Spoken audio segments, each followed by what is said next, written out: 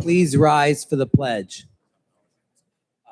I pledge allegiance to the flag of the United States of America and to the republic which stands one nation under God, indivisible, with liberty and justice for all.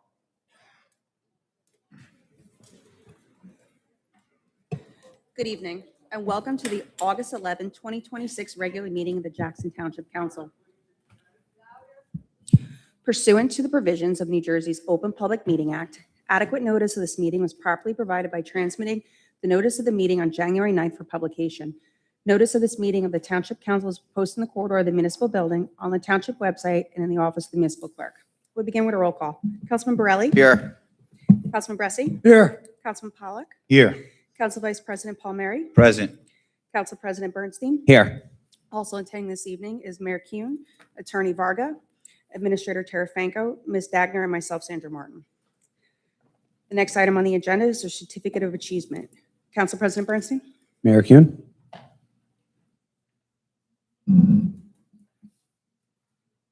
Thank you, Council President. Tonight, I'd like to give a proclamation. Mayor, your mic, if you don't mind, just move it. Oh, I apologize. Good evening, everyone. Tonight, we'd like to recognize a young gentleman that's a resident in our town, Romualdo Ferrelli, with a proclamation. Honoring Eagle Scout Romualdo Ferrelli, whereas the rank of Eagle Scout stands as the highest and most distinguished honor conferred by the Boy Scouts of America, symbolizing exceptional leadership, unwavering character, and a profound commitment to service. And whereas Romualdo Ferrelli has demonstrated extraordinary dedication, initiative, and leadership, embodying the core values that strengthens and uplifts our community through his extensive service to the local VFW and American Legion Post, the Jackson Commission for Disabled and Handicapped, the Jackson Food Pantry, and clean community events, as well as his participation in flag placement ceremonies with his troops, contributing over 2,000 hours of community service. And whereas Romualdo is a dedicated member of the Jackson ROTC, a program that has long served as a powerful institution promoting discipline, integrity, and leadership among young people, whose members are united by service, tradition, and purpose. And whereas Romualdo currently serves as the Inspector General, the third highest ranking cadet in the program. And whereas the merger of Jackson two high schools into Liberty High School, now Jackson High School, left the Jackson ROTC program without storage facilities and without adequate space for equipment, and ultimately without a functional home.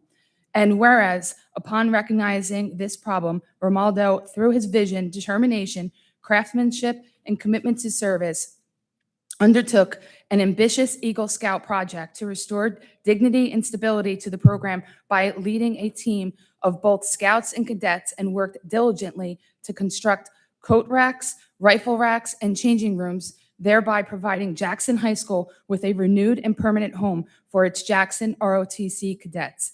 And whereas Romualdo devoted an exceptional 787 man-hours to the planning, coordination, and construction of this project, demonstrating the highest ideal of scouting leadership, civic responsibility, and community stewardship. Now, therefore, be it resolved that I, Jennifer Kuhn, Mayor of the Township of Jackson, County of Ocean, State of New Jersey, do hereby recognize, honor, and extend my sincere congratulations to Romualdo Ferrelli upon being officially awarded the prestigious rank of Eagle Scout. And being it further resolved that the Township of Jackson commends Romualdo on his extraordinary services, his outstanding Eagle Scout project, and his lasting contributions to the youth and community of Jackson Township. His achievement brings pride to his family, his troops, and the entire community. In witness, therefore, I have here amongst set my hand and caused the seal of the Township of Jackson to affixed in recognition of this momentous occasion, and Romualdo Ferrelli, Eagle Scout Court of Honor. Please come up.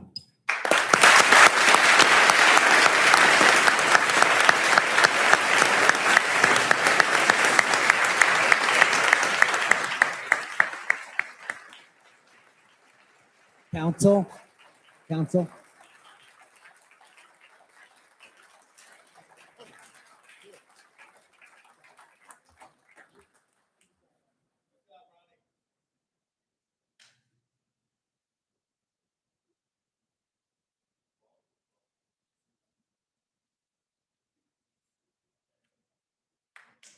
Congratulations.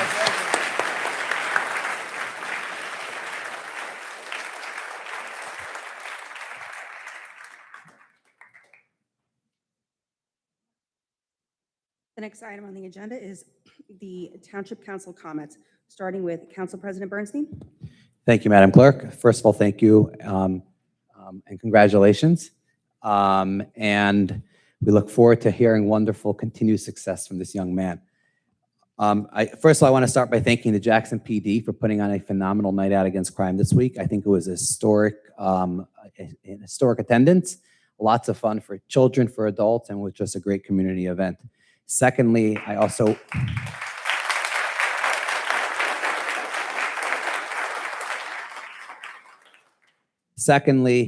want to take a moment and, on behalf of the entire council, encourage and welcome everyone to come to Jackson Day, which is going to be Sunday, assuming it doesn't rain, August 23rd in Johnson Park. There are going to be a record number of vendors. There are a record number of sponsors. There is lots to do for children, for adults, for everyone in between.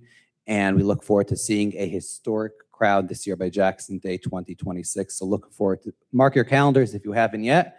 And hopefully everyone in this room will take a few minutes and invite your friends and neighbors and make it an historic event, a great community event for all. I want to take a moment and talk about estimated tax bills and just a little bit of an explanation with regard to the tax bills that many people have gotten in the mail and those who have, people have seen it on online. So I would ask if we can put up, I have a few slides that we prepared, and thank you to the clerk and to everyone who helped out in preparing this. So we could have debates about the budget, good budget, bad budget, somewhere in between, and everyone's entitled to their opinions, but I felt it was important just to go through the numbers. So in 2025, the municipal levy was $36,715,099. This year in 2026, it is $36,579,260, which is a tax decrease on the municipal end of $135,000 approximately. Next slide. So Jackson is currently broken into, I think it is 3 fire districts, District 2, District 3, and District 4. 1 and 2 have already emerged, and obviously there's a pending merger on some of the on 2 and 3.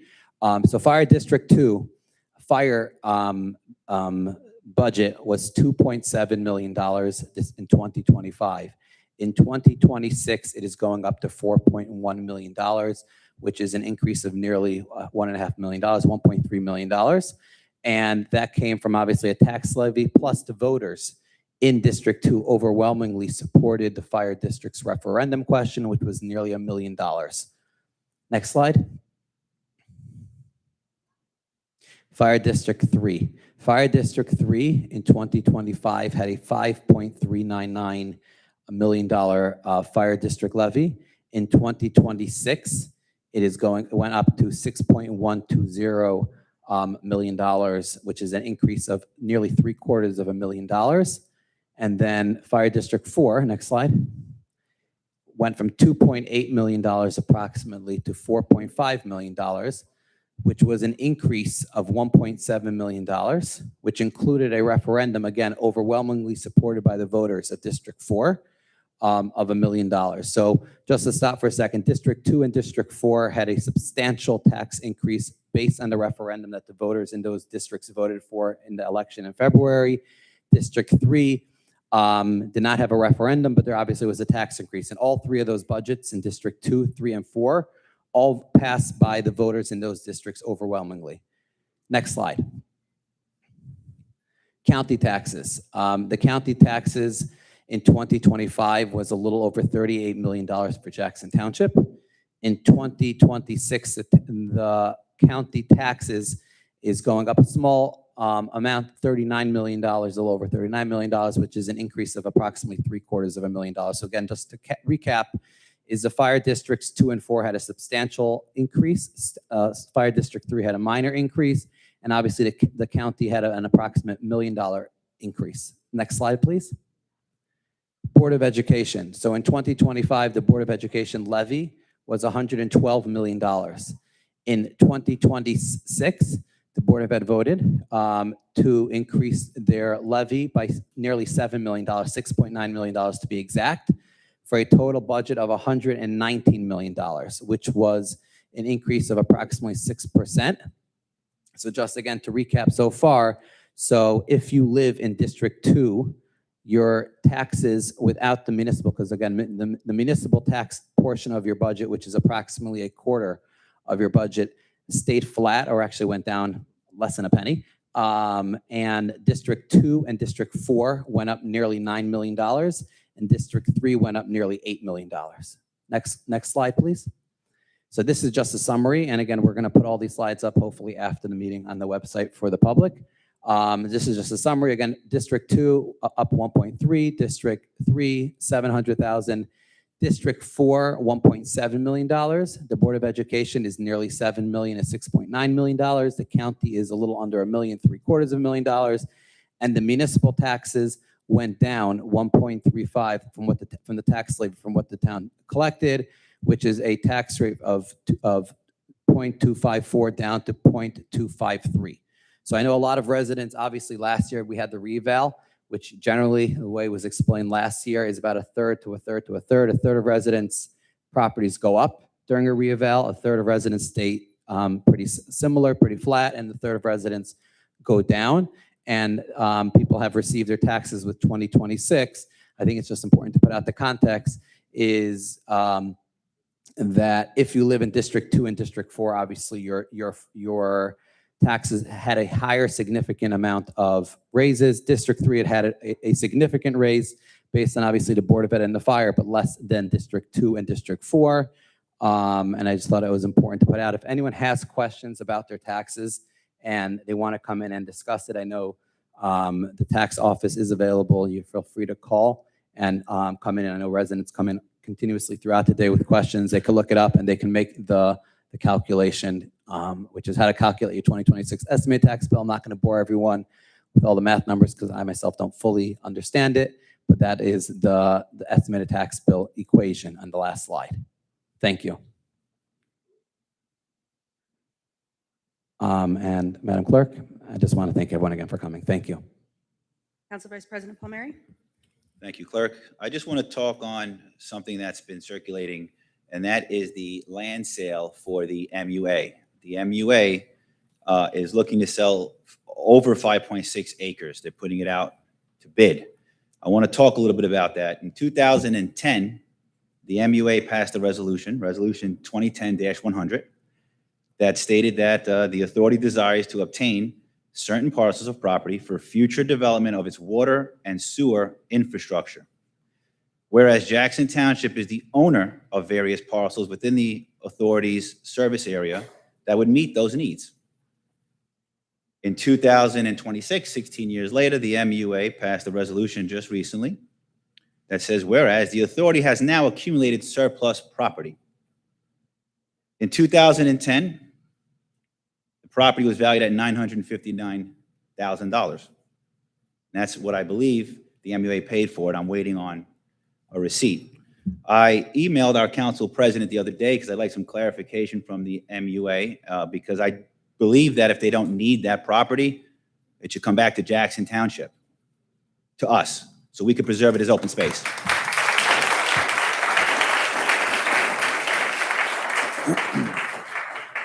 So my email for public record, I'm going to read it to everyone here this evening. Good afternoon. I would first like to see documentation confirming the original sale of the property to the MUA, including the amount paid and any terms or conditions associated with the transaction. Regardless of whether the township transferred the property to the MUA or sold it at assessed value in 2010, I believe the intent was for the property to serve a public purpose through the MUA. I do not believe the intention was for the property to be sold 16 years later and potentially opened up for development. For that reason, I would support asking the MUA to return the property to the township so that we can preserve it as open space. If a purchase by the township is legally required, I believe we should request that the property be sold back to the township for the same amount the MUA paid in 2010. In my opinion, that would be a fair and good faith resolution between the MUA and Jackson Township and would keep the property in public hands. And that was my email, and I'm hoping that the MUA hears us because we want that property back. And we don't want us to buy it back so they make a profit. It should be an even exchange back. So that's what I asked for, just so you know, and I wanted to make the public aware. Thank you. So, Council Vice President, I just want to elaborate on what you just said. So I had the opportunity of speaking to the vast majority of council in the past 24 to 36 hours. I think everyone's in agreement with what you just said. I did speak to the director of the MUA, I think it was 3 times already. It actually, one thing I just want to correct is the MUA bought it. It was $900,000 for multiple lots. This lot was actually about $25,000, which again, I'm not great at math, but it's about a 200 or maybe even higher % increase in assessed value. It went from $24,000 to worth nearly $2.2 or $2.3 million. We have asked already our attorney to draft a letter to the MUA, which I think so far, I think everyone's on board up here, requesting the MUA to return it for that value. And obviously we will try our hardest and put that into negotiations to try to ensure that the land is not developed or see what other options exist for that land. So we will keep everyone updated, hopefully in the next couple of days as those communications continue. Councilman Borelli? Yes, I want to thank Council Vice President Paul Mary. I believe the land should be conveyed back to the township. So in order to protect our environment and to, it's really not in a great area. It's in the Pinelands, really very sensitive area of our town. And you know what? I think the Pinelands should be reached out to about this issue if it is in the Pinelands and the MUA is looking to do something else with that land where it should be rightfully conveyed back to the township. I want to also talk about the fire departments in our town. I know, Council President Bernstein, you mentioned the fire districts and all, and they play such a vital role in our town, and they're always recruiting and actively looking for volunteers and members to serve our big town.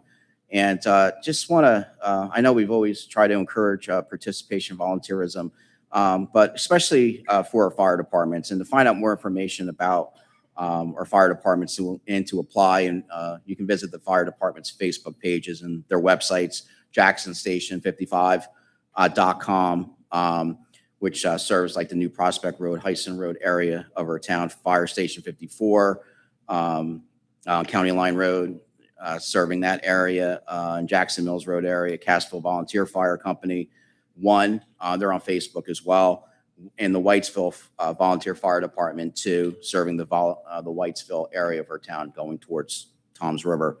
So also to talk about open space preservation, protect our town from development for passive recreational uses, and to protect our town and environment from overdevelopment and high density housing, which I know you're all concerned about, of course, and should be, and rightfully so, and understandably so. Our Township Open Space Committee, made up of diligent and dedicated resident volunteers, Councilman Chris Pollock and I serve as the council representatives to the committee, are always looking around and actively pursuing open space opportunities for Jackson.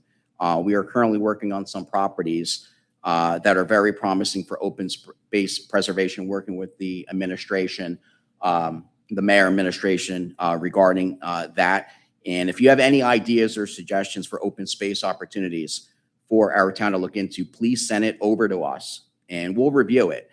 And you can send that, you can express it here at the meeting if you have any ideas or suggestions for open space preservation, or you can send it over to us at the Open Space Committee. It's all one word, Open Space Committee at Jackson, TWPNJ.net, and we'll review it.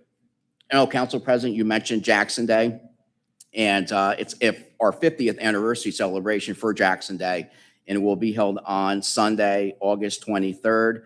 Hopefully weather permitting, in Johnson Park, our largest township park, from 12:30 to 8:30 p.m. And we hope to all see you there. There'll be music, food, many vendors. As mentioned, fun for people of all ages. And the weather has been great for the last 2 Jackson days. However, this year's rain date is August 3rd, just in case. Good seeing you all. Take care and have a good evening. August 30th. I'm sorry, August 30th. Hopefully not. Hopefully we'll be on August 23rd. Thank you. Councilman Bressi? Thank you. First, I want to congratulate Ron, an Eagle Scout, but what he did after that too, working with all the veterans groups and staying active with all that. I know his plans are to go to West Point. I got to meet him. Great kid, great future. Look forward to working with him. He has a lot to offer. He's right on top of it. Congratulations.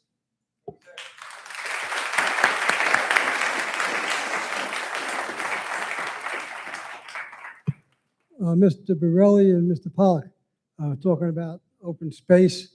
I'm not going to get into the subject of the MUA property. However, if you look at the maps behind the MUA property, you're going to see 2 parcels that the township owns and 3 parcels solid from a resident and others that varied by a resident. Instead of chasing 5 acres with poles on them, wires, I think you should be looking at those type things. Open space wasn't made to buy 5 acres at a time. I think you have to look at what's next to it and what's planned to be built right next to it. And I think you have a wide opening of your eyes. Thank you for coming out this evening. Councilman Pollock?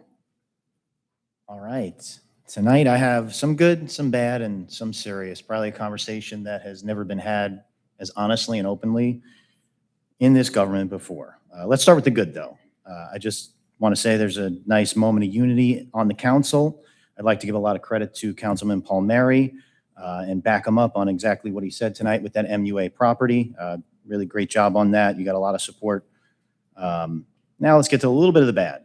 Most people have received their estimated tax bills. It was a very good presentation by the council president. But along with that estimated tax bill, we got a piece of propaganda in the mail. You got a letter from the mayor talking about our administration, what they accomplished, and how great everything is.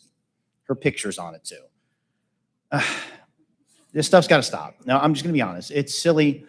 It's a misuse of the township, whether it's the Facebook page, whether it's this, it's that. It's unnecessary. You can talk about how great you are right here when you get your chance to speak. You can go on your own page. You know, you can make videos. You're making videos now. You can make videos about it. Communicate to the people. I think that's great, and that's what you should be doing. Last election, you paid somebody to smear me with tax dollars. And now this one, you know, you can't do that anymore. So you're going to use the township as much as you can to promote yourself for this election. It's not right. It's got to stop. I don't want to sit here and comment on this either. Like, this is the last thing I want to sit up here and talk about because there's a lot of serious things. All right, sorry. But, all right, I got to address the elephant in the town. And I got to ask this simple question to everybody here, all right? Does anybody believe someone should be hated or discriminated against because of their race, religion, or ethnicity? Anybody? No, all right? I don't believe in that. I think it goes against my morals and values, as it does most people. I believe every person should be judged by their actions and their character. I'd like to start by saying that what happened at the McAuliffe School was wrong, and plain and simple. Things like that should not be happening. All right, from what I've seen, it appears to be a bunch of kids acting out and doing something very stupid. What they did was wrong, and there should be consequences. But I hope we're not trying to destroy their lives. They're kids. We've all been there and done something stupid, even incredibly stupid like this. All right, I hope we have a little mercy on them, even though what they did was wrong. This also brings me to Assemblyman Avi Schnall made some comments. And following this incident, he made some very serious comments suggesting that elected officials and the political rhetoric here in Jackson have helped create an atmosphere of hostility. He said this should lead to a broader discussion about what he called increasingly hostile political climate in Jackson. I agree with him on some stuff. We should have a discussion. I even offered to debate him. He declined. I'm going to have to actually have part of that discussion here tonight. Some people may agree, some people may disagree, but this is a serious conversation that's never been had up here before. First off, you don't get to take every legitimate criticism of what's happening in this town and dismiss it as hatred. Debating development isn't hate, protecting the environment isn't hate, questioning money in politics isn't hate, demanding transparency, questioning government spending, demanding that laws be enforced equally. None of these are hate. These are common things that are spoken about all over the place in all different places and governments. Now, I think the resident of Jackson's, no matter where they come from, actually want a lot of the same things. But I'm not going to stand here and pretend everything's fine, because it's not and it hasn't been. And if you live in this town, you talk to anybody, you know things are not exactly great. Not everybody's exactly happy. There are tensions, there are issues, there's division. And refusing to talk about them doesn't make them disappear. People have raised allegations that certain developments are marketed and sold overwhelmingly to one community, while common facilities at that same community are being proposed to be changed for religious use. I've heard this from many different residents. People are not happy about that. That's not fair. That's actual discrimination.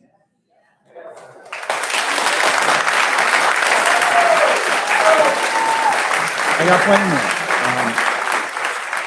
more. Now, people have raised concerns about sex-segregated pool hours in a development that's supposed to be for all types of people. Homeowners have complained about aggressive pressure to sell their homes. We watched the destruction of our public education system as we spend more on private schools. People have watched long-time businesses disappear. We've seen homes turn into overcrowded rentals. Residents have complained about quality of life problems from uses that don't belong in residential neighborhoods. Some people believe the laws aren't enforced equally. Jackson's undergoing a transformation of sorts. Not everybody likes it. And I think there's a lot of problems we can agree on all sides of this. And when people hear influential religious or political figures talk about taking over communities or toppling governments, keeping different community children separate from playing together, you can't act shocked when there's some type of resentment or issues. When wealthy and politically connected people pour money into local elections, and residents believe that money is being used to gain influence or control over the politicians who are supposed to represent them, people have every right to question it. Residents have also raised concerns about the influence of an organized voting bloc and whether that influence gives certain politicians more reason to answer to one group, to the town as a whole. I've been offered that voting bloc, by the way. And my answer was, I'm here simply to just represent the people of Jackson. It's not about one community over others. It's about one community together. And people are allowed to question what's going on in this town without it being called hatred or discrimination or whatever they're going to make up. You know, we have lawsuits that changed our zoning, that changed our neighborhoods years later. People are allowed to talk about that. None of that gives anyone permission to hate, though. None of it gives anyone permission to vandalize. None of it gives anyone permission to threaten somebody. None of it gives anyone permission to treat their neighbor as less of a human being. And that same principle goes the other way. You can't call somebody an anti-Semite because they oppose a development. You can't call somebody a horrible name on the other side because you don't like the way they live their lives as well. You can't dismiss legitimate concerns about zoning, schools, enforcement, and then just label somebody. Once you do that, the conversations just end.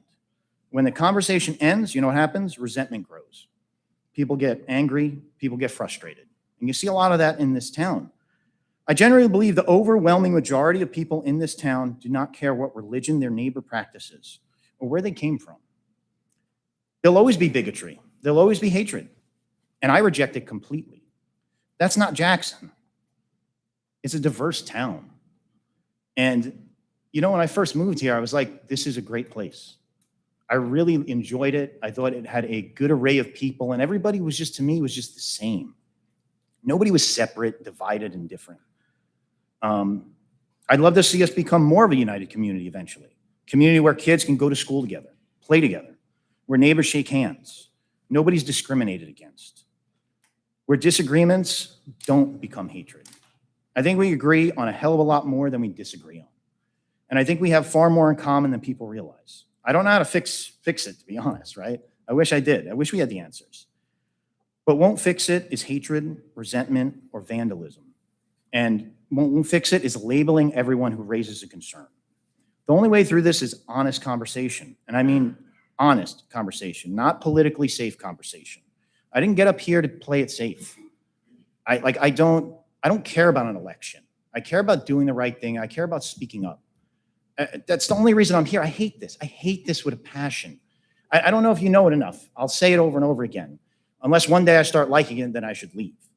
But, you know, we need to have the uncomfortable conversations. We have to be able to sit across from each other and tell the truth about what we see happening. Not ignore it, not turn a blind eye, If we stop talking, if we don't have these honest conversations, it's just going to lead down a path that does not lead to anywhere good. And I feel like that's just a conversation that had to be had. Thank you, guys.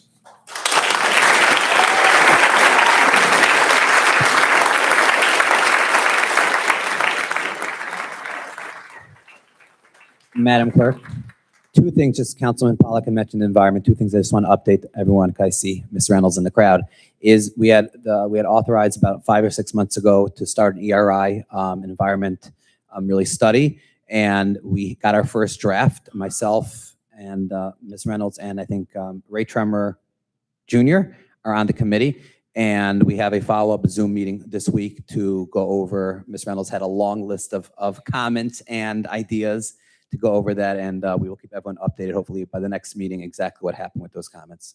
Thank you. I saw you in the background, so I had to say it. Thank you. Madam Clerk, continue, please. The next item on the agenda is comments by Mayor Kuhn.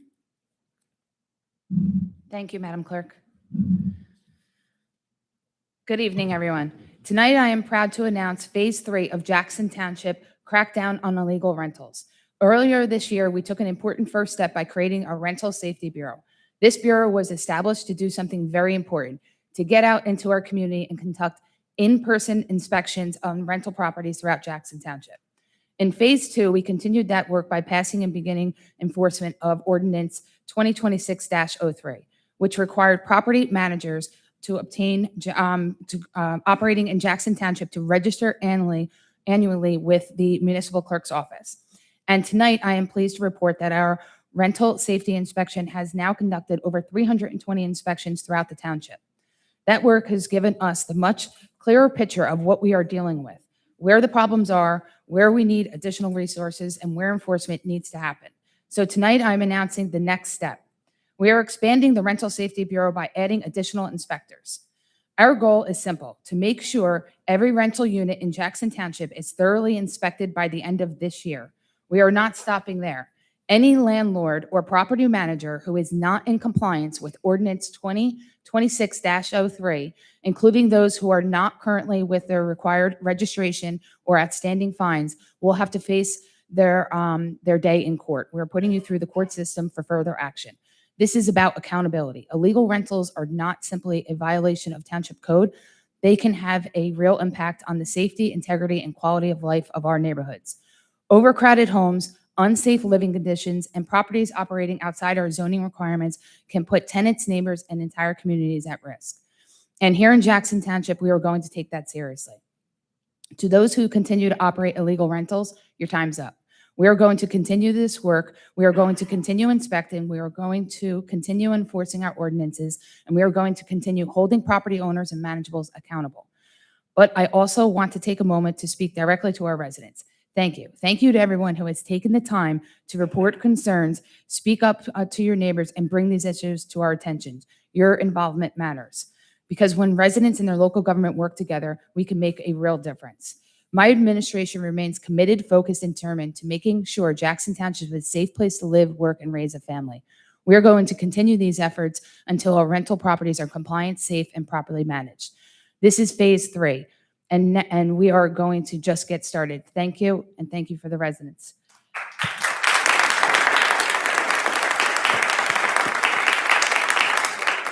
Madam Clerk, I'm sorry.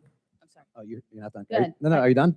I'm not. Okay, I apologize. I just wanted to add one thing with regard to what the mayor just said, is I had mentioned, I think it was 2 meetings ago, that we're looking to reintroduce that ordinance with some modifications.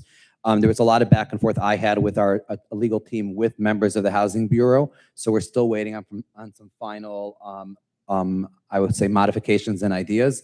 And hopefully either by the next meeting or by the first meeting in September, we will be reintroducing that with some stronger teeth, because there is room for improvement, that we can make our rental bureau have stronger enforcement mechanisms.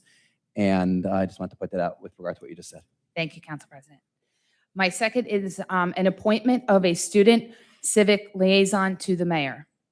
I, Jennifer Kuhn, Township of Jackson, pursuant to the powers granted by me by obtaining municipal chapter laws of the state of New Jersey, do hereby approve and authorize the following personnel actions. Romualdo Ferreira, the following individual is appointed to serve as a student civic liaison to the mayor as an unpaid intern in the Jackson Township Administration Department. Please come up and take your seat.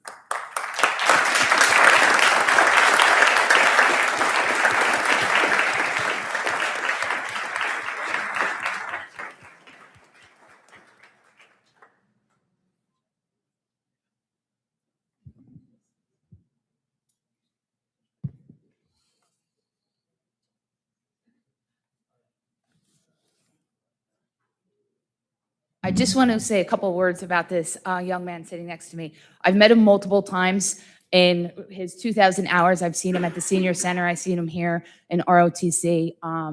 And he sent me an email. So I just want everybody to know where this came from, asking if he could come in and be an intern in the mayor's office. I'd never heard of it. I spoke to a couple people. And once I met with him and we interviewed and we had the same vision, I said, absolutely. He's currently working already on 4 projects for the town, and he's going to continue at the council meetings and update you in the positive that the administration is doing and working with the council. So I want to thank you all, and remember, he is 17 years old, so be kind.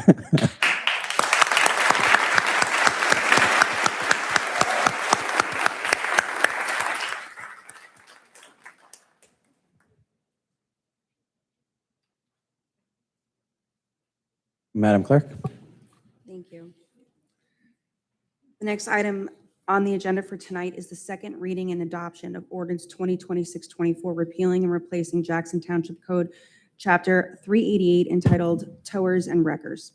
At this time, if any member of the public has any comments to make, please address the council at the microphone and state your name and address clearly for the record. You'll have 5 minutes to speak and may only speak once. May I have a motion to open public comment? Motion. Second. All in favor? Aye. Aye. Opposed? Council? Seeing no one come forward, motion to close public forum. Second. All in favor? Aye. Any Aye. opposed? Madam Clerk, I just one comment Attorney McGuckin told me to mention. When we introduced the first version, there was one typo, and we edited that typo. It was considered a minor edit. The first version of the ordinance that was introduced 2 weeks ago had in it 5 towers. Jackson Township always had 6 towers. So we just fixed it to reflect that change, but otherwise the rest of the ordinance is the same as the first reading. May I have a motion to adopt ordinance 2026-24? So moved. Second. Councilman Borelli? Yes. Councilman Bressi? Yes. Councilman Pollock? Yes. Council Vice President Palmieri? Yes. Council President Bernstein?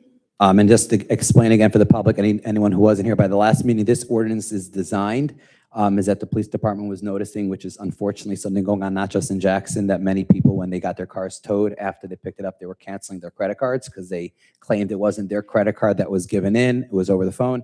This puts extra safeguards to ensure that there's no fraud. So I vote yes. Thank you. Motion carries.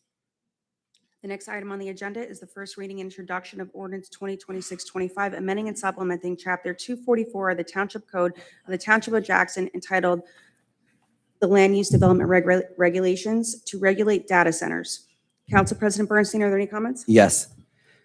The ordinance proposes to amend and supplement Chapter 244 of the Township Land Use and Development Regulation to specifically prohibit data centers in any zoning district within the Township of Jackson. It also amends the Township's ordinances to clarify what qualifies as a data center as opposed to a warehouse, with the former's definition specifically including a facility, building, or portion thereof primarily used for the storage, processing, management, or transmission of digital data, including server farms, cloud computing facilities, artificial intelligence processing centers, and cryptocurrency mining operations typically characterized by high electrical demand, intensive cooling systems, and backup power generation. The term data center shall not include warehouse.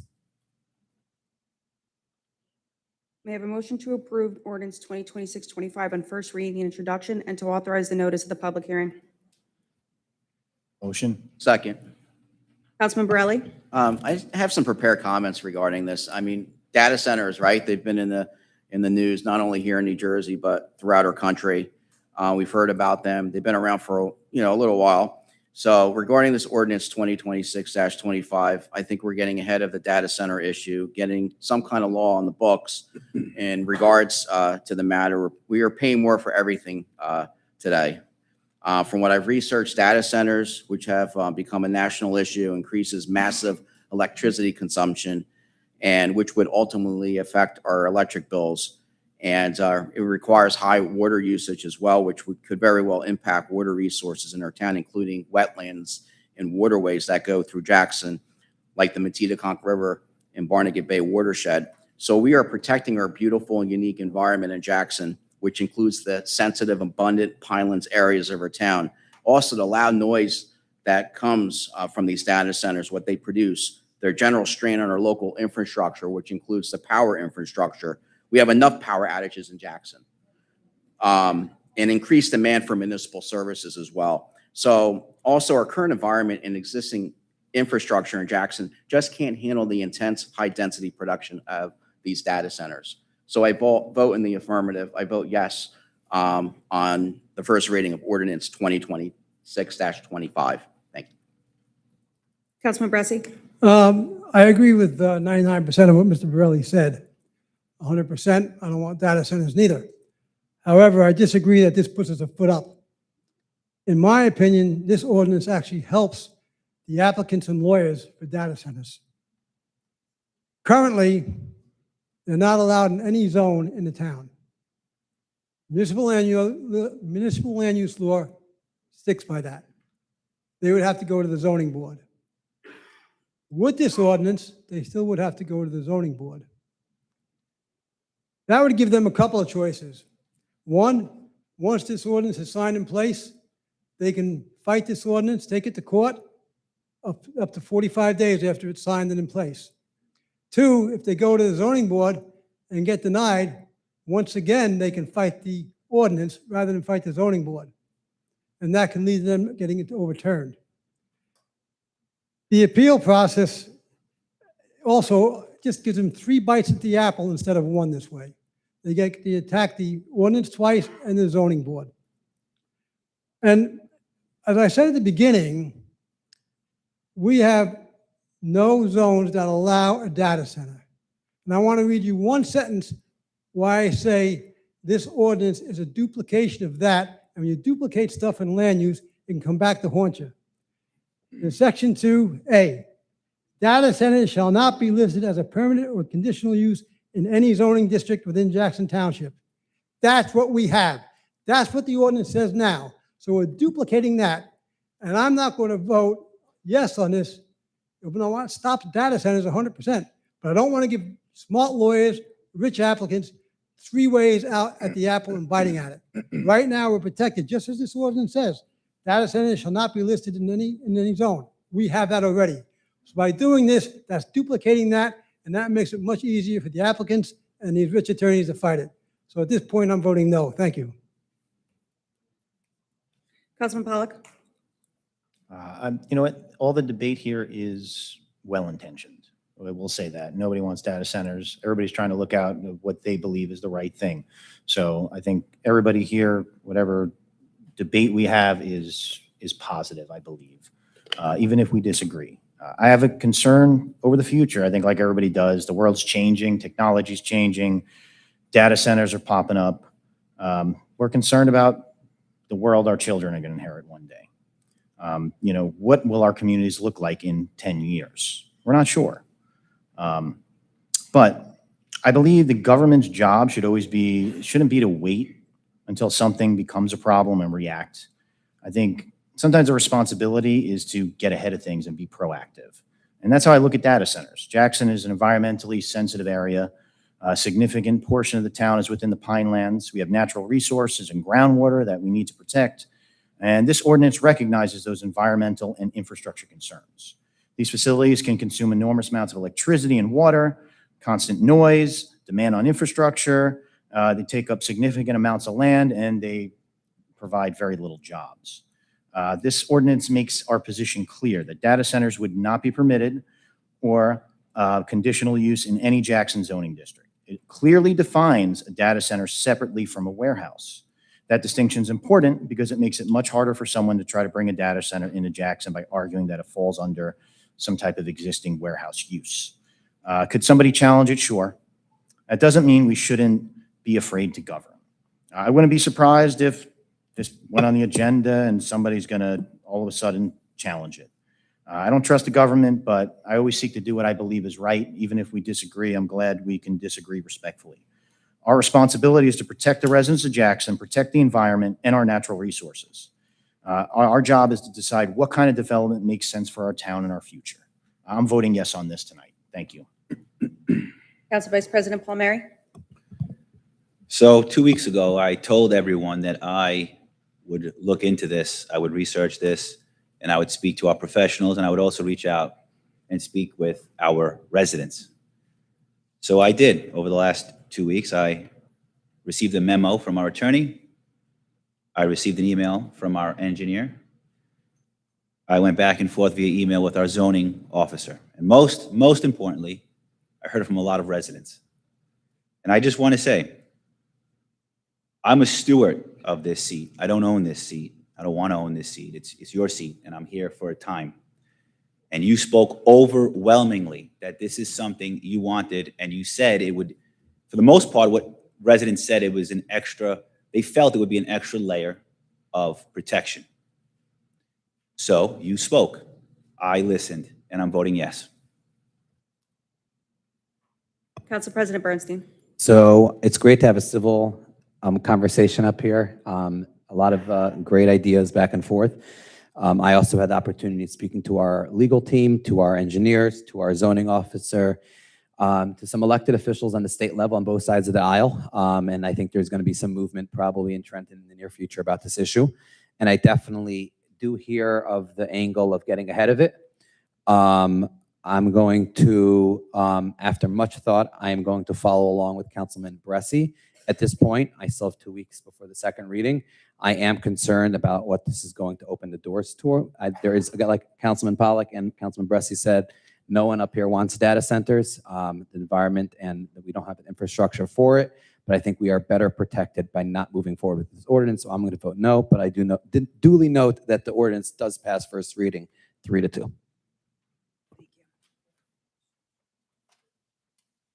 The next item of business is the authorization for payment of bills and claims.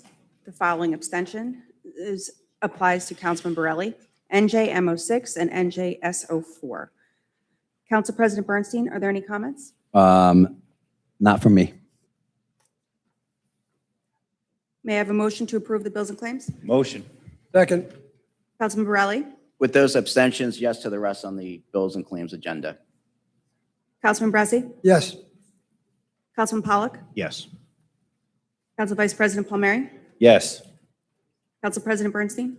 Yes, and only bills and claims I just want to take note of for a second is we have this year, in the past years, there was a different vendor who did some of the landscaping for some of our parks and recreation. This year, we did change vendors. I did note that it's significantly cheaper than it was in the past. And I would reach out to administration. I'm just curious after the meeting if we can get a little update. If the services, because for that amount that we're actually cheaper this year, I would be curious to know if we're actually getting the services that we were hoping for. But I vote yes on everything. Thank you. Motion carries. The next item on the agenda is the consent agenda. Listed for tonight's consideration are resolutions 218 through 221, 2026, listed by title. Council President Bernstein, are there any comments? Yeah, first of all, I just want to take note of R2221, and I'm sure everyone saw in the news, JCP&L has reached out to the state board about, I think, activating, I think it's a 14% increase on utilities, if I remember correctly that number. Let me just pull up the resolution for a second, which is really unacceptable. I understand costs rise. It's not a secret. We've had multiple power outages recently in town. Every time the wind blows a little bit, we have entire neighborhoods. About a week ago, we had 4,000 homes for a couple hours that were out, which is really, really unacceptable. I do know that our engineers from CME have had multiple I apologize, from TNM have had multiple conversations recently with the utility boards from the state. I know Assemblyman Sawicki has been raising the alarm. Unfortunately, I think this governor was elected and she promised that she's going to make New Jersey affordable. And we've yet to see that happen. I'm hoping that she's just getting used to governing up there, but I just want to take a note of that. And I also want to take a note of R220. This was on the agenda in the past with regard to emergency work on Forest Drive. This should have been done years and years ago. Unfortunately, there are residents, the flooding over there is unacceptable. There's been damage done to their property. And I appreciate how our engineers have been working with our various professionals to finally get this to a stage where hopefully if it passes, we could actually see the work happening. So next time it rains, we don't need to get another email and another phone call with disgusting pictures. Does anyone here have anything they want us to take off the agenda for a separate vote, not for discussion, for a separate vote from here? And then anyone from council?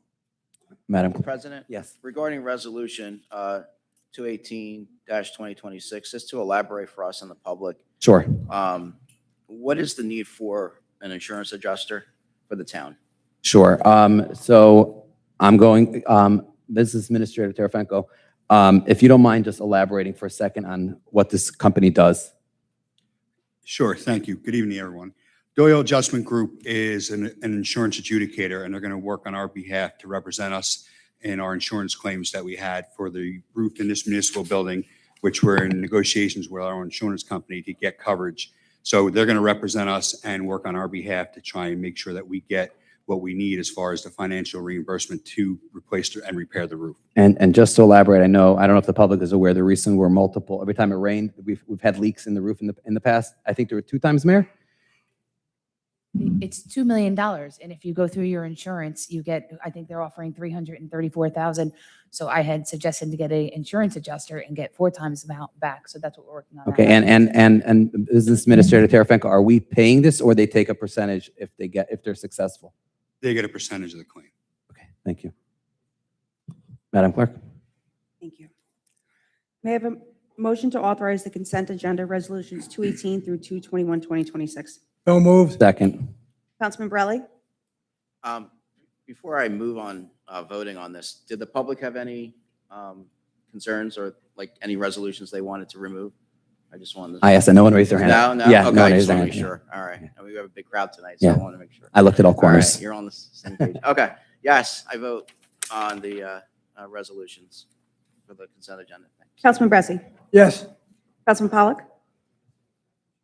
Just a quick question. On R219, it just applies to the DEP treatment works approval and does not like no development rights or anything? Sure, Councilman, let me just read an email to you. Sure. This is a TWI for an MUA. So this is coming from Mr. Cundler from TNM. We typically email a recommendation over to the mayor, council, president, administration, and it's placed on the council and the mayor to authorize to sign. This is an extension. The MUA already granted the TW, and this is us extending, consenting to an extension for 1 year. It's just for the DEP treatment? right? Yes, correct. Doesn't affect anything else. All right, then, no problem. Yes on all of them, thank you. Council Vice President Palmieri? Yes. Council President Bernstein? Yes, and again, I'm just going to ask the mayor and the business administrator if, with regard to R220, if they please immediately get to work on that, because I really think it's unacceptable. I drove out there the last time I got pictures, and it was, I mean, the resident's home is being destroyed, and obviously there's other issues that need to be resolved there. And I would just ask if we, I mean, I'm sure our professionals are watching the meeting, they usually do, but if we can make sure this is an emergency that needs to happen yesterday or a couple years ago, so yes. Motion carries. At this time, if any member of the public has any comments to make, please address the council at the microphone and state your name and address clearly for the record. You'll have 5 minutes to speak and may only speak Madam once. Clerk, before we do it, I'm just going to reiterate that we're going to follow the same procedures as the last time. We do our best, and we look forward to a healthy, respectable engagement of ideas and questions and comments. The floor is yours. One May I have a second. Oh, one motion? second. Motion. Motion. Second. All in favor? Aye. Aye. Any opposed? Floor is yours. All right, thank you. My name's Dan. I live in Green Street Drive. To start off, we could probably save some money in the budget by making sure it wasn't so goddamn cold in this room. I'm wearing a scarf for Pete's sake. So my favorite thing that I used to enjoy to watch on the internet was cat videos. Guys watch cat videos? More cat? No? I'll send you some. They're good. Especially the ones where they fight to John Cena music. They're great. But nowadays, the most entertaining thing to watch on the internet is the highlights of the town council meetings here in Jackson Township. No, I'm serious. They're really entertaining. I'm going to take you guys through a series of ones that have showed up. Maybe my mic's a little high. Have showed up on my feed the last several months. So the first video I saw was of then candidate Chris Pollock storming the mayor's office and demanding accountability for what can only be described as a trash tabloid hit piece to try to sway votes away from Councilman Pollock to the other guy whose name I don't even remember.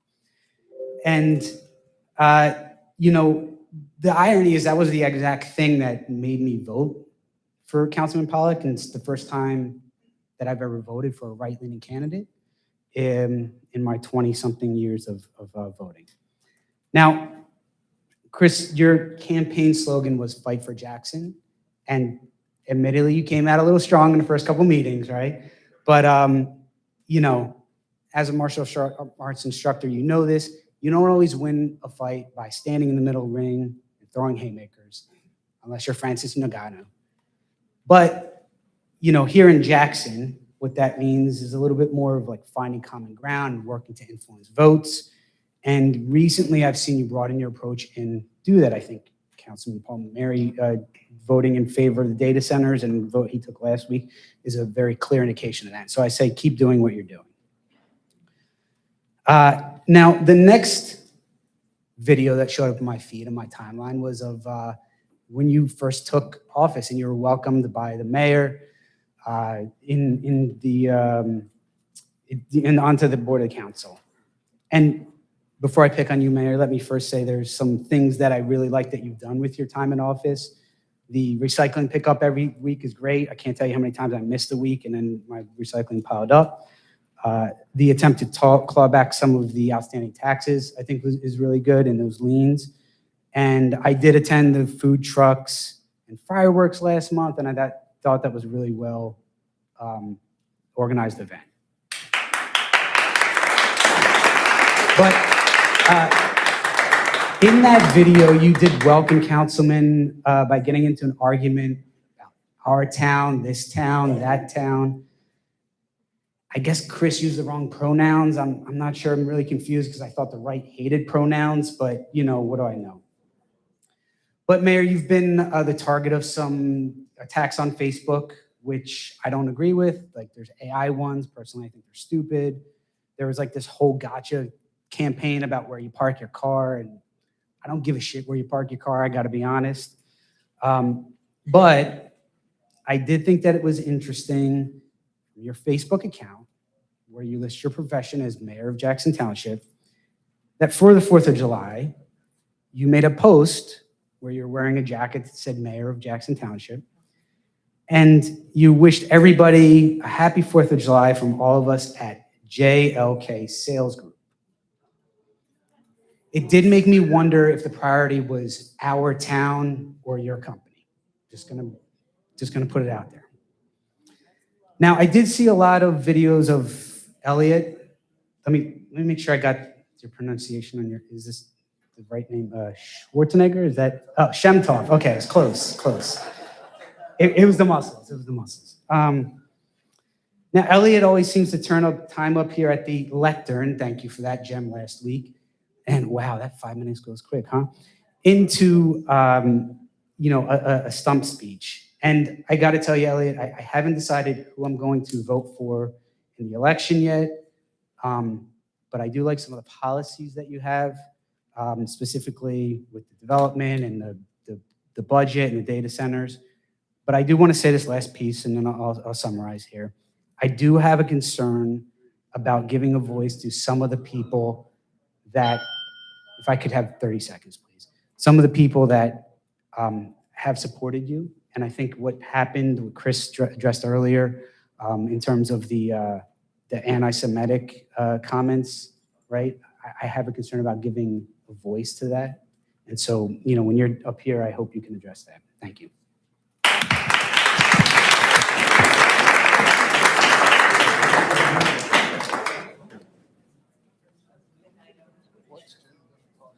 just want to, before you speak, and Jim, obviously I know your name. I know we had this conversation at the last meeting about saying your name if you have to. It is easier if you're not comfortable saying your last name, if you could at least give me your first name so I can have a point of reference for my comments. And also if you do, I mean, if you live in Jackson or not, just so I can keep reference. You don't have to say a name. I know you're Jim, but say it anyways. It's Jim Slakia. I am a member of the zoning board, but I'm here as a simple resident. Most people know me that I talk about the budget, and guess what? I'm going to talk about the budget. So at the last meeting, council president made a comment that he spoke with the CFO, and it was the state who was going through some transitions that was causing the delay. So on August 5th, which was the following Wednesday from the meeting, I reached out to the state and I asked those questions. And I'm going to read you the reply I got from the state. Good afternoon. This is on Wednesday, August 5th at 4:41 p.m. The Jackson Township levy has not yet been certified. It is pending receipt of information requested from the CFO. Not a delay by the state, but by information they are waiting for. So the question I have, we are now 6 days later, and I'll just read it the way I have it, is as of August 5th, why is the state still not certified Jackson Township's tax levy? And what specific information requested under NJSA 40A:4-4.1 and NJSA 52:27BB-10 has the township CFO not provided? The state has indicated it cannot certify the levy because required information has not been submitted. Residents deserve to know precisely what documents or data were missing, when they were requested, and why they were not provided. That'll end my budget.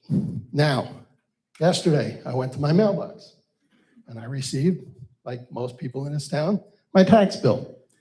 And I knew it was an estimated tax bill, and I kind of knew where it was headed. The bill didn't bother me. It was the other piece of paper that was inside it. Here we are, we're sending out estimated tax bills. At least in the document, we could have had an explanation as to why the tax bills were estimated this year. I know we got it tonight. The last page you showed probably would have been a smart idea to put it in the tax bills. Instead, I'm going to say it, and I've never said this before, it seems like we got a campaign slogan. That's the way it seemed to me, okay?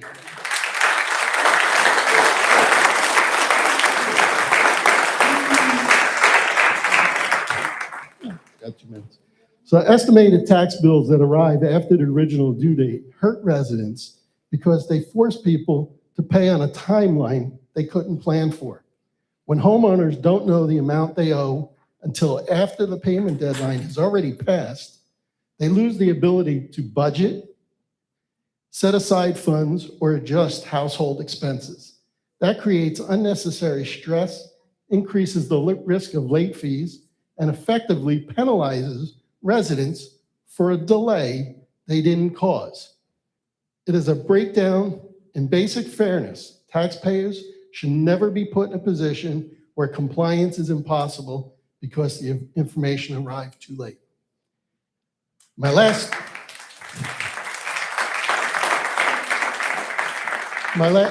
statement I want to ask a question off of the round 3 of the housing rentals.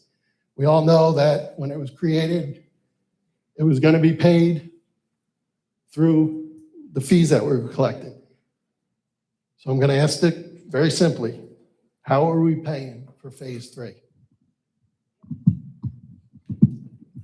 Thank you, Jim.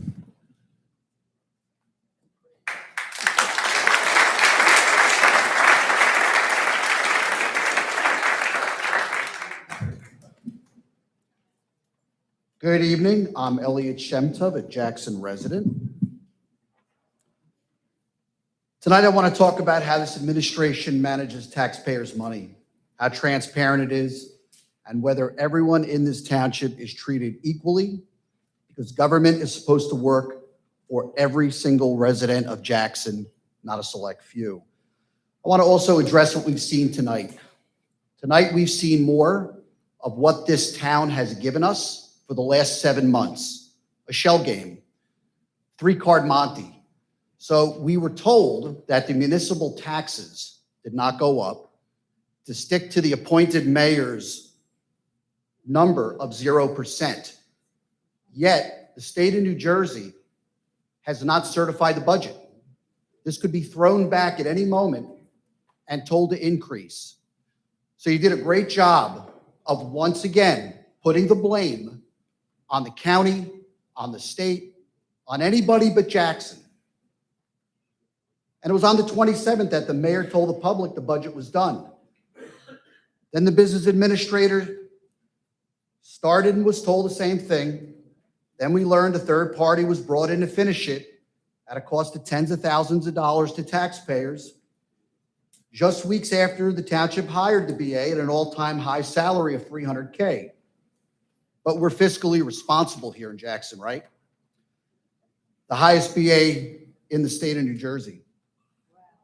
And still the township missed the budget deadline multiple times. When it was finally presented, it revealed a depleted surplus of millions and millions of dollars down over the last 2 years, which were under the council president and now appointed Mayor Kuhn. You've eaten up every dollar we had. No wonder why you thought it was going to be a 0% increase. You spent everything. But I want to go back and say it again. You're all fiscally responsible, right? Right. Some conservatives you are. And it's revealed hundreds of thousands of dollars in miscellaneous expenditures. And honestly, residents deserve an explanation for it. Residents were told there's a 0% tax increase. That's the headline this administration is running on. But residents are now opening their tax bills and seeing real increases. Let me tell you something. That's an estimated tax bill. What happens when the state comes back and we find out that there's hell to pay and you have to rework that budget? 95% of the time when residents get these estimated bills, they end up having to pay more. And let me ask you another question. I got my bill here and it went up a lot, okay, thousands of dollars. Why do I have to come down and pay my bill, but you haven't been certified by the state yet? So you guys can.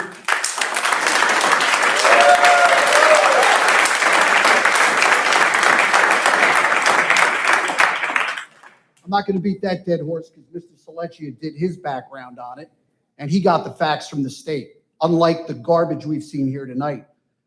Council President Morty Bernstein, what complaints about illegal houses of worship, illegal daycares and summer camps and other land use violations have come to your attention? And what have you done about them? You've been asked by residents, by the press, and now again tonight by me. Mayor, these departments fall under you. What is the status of these complaints? Who is investigating them? And are they still open? If there are violations, they need to be addressed, regardless of who is involved. That is what equal treatment under the law looks like.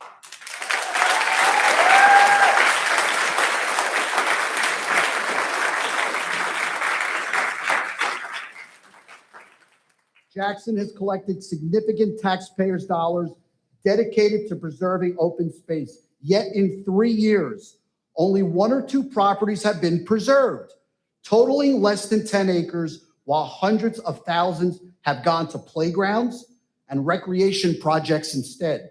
What do you think is more important? There hasn't been an open space committee meeting on the calendar literally all year. Residents deserve to know how much has been collected. It's their money, by the way, not yours. And how much has been spent and what the hell's left. I'm going to close with this. Isn't about party. It isn't about one neighborhood against another. It's about whether our government works equally for everyone.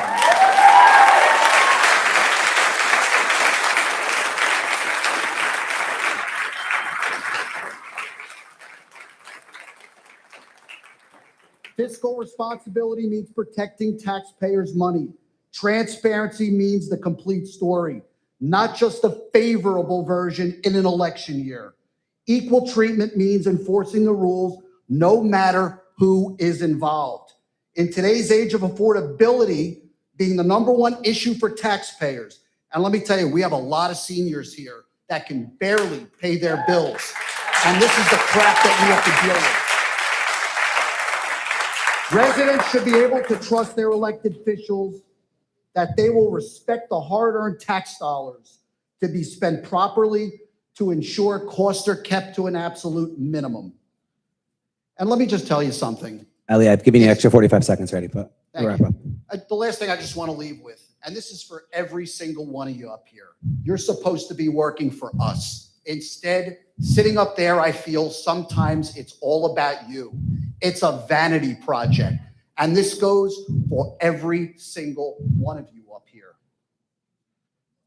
I'm Elliot Shemtov, and I'm running for mayor because Jackson deserves a government that's fiscally responsible, transparent, and treats every single resident the same. Thank you.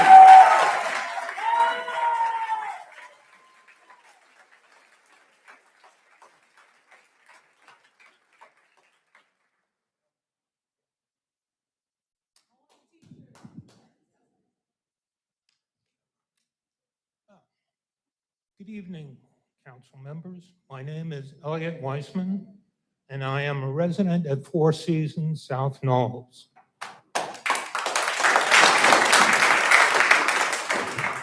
I'm standing here tonight because Jackson Township is rapidly accelerating toward the exact same financial collapse that triggered a full state takeover in Lakewood.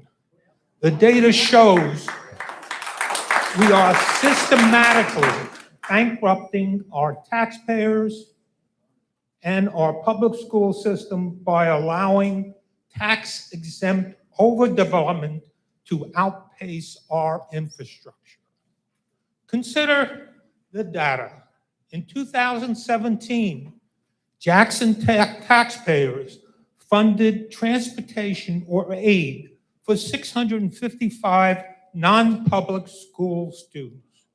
By this year, that number has exploded by 800%, or nearly 7,000 students.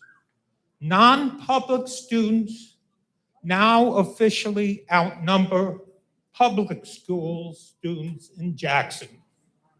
Under New Jersey's S2 funding formula, our state school aid is tied strictly to public school enrollment. As public enrollment declines, our state funding is slashed. Yet we are legally mandated to pay $1,100 and $170 per student in aid in lieu cash payments or busing costs for expanding private school population. The state itself acknowledges that Jackson requires $7.7 million to cover this private transportation mandate, but they have flat funded us just $600,000. Our local property taxes are being forced to absorb a multi-million-dollar structural deficit. Our public school children are paying the price.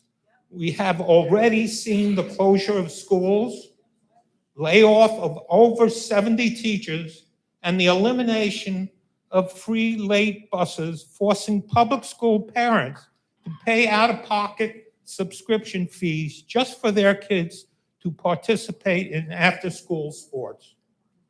When this council approves zoning variances that convert taxable commercial and residential land into high-density housing and tax-exempt structures like private schools and houses of worship, you are actively shrinking our tax base.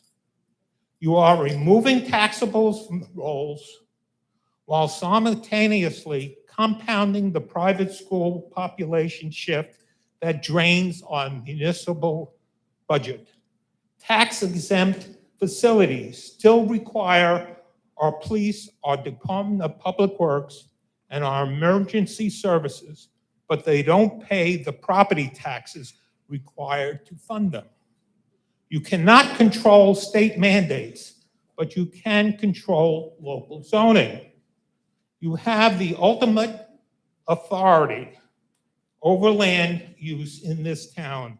I urge this council to stop granting high-density variances, strictly enforce our master plan, and protect the taxable land base of Jackson before our township goes completely broke. Look at Lakewood. Learn from their failure. Protect Jackson taxpayers before it's too late. Thank you.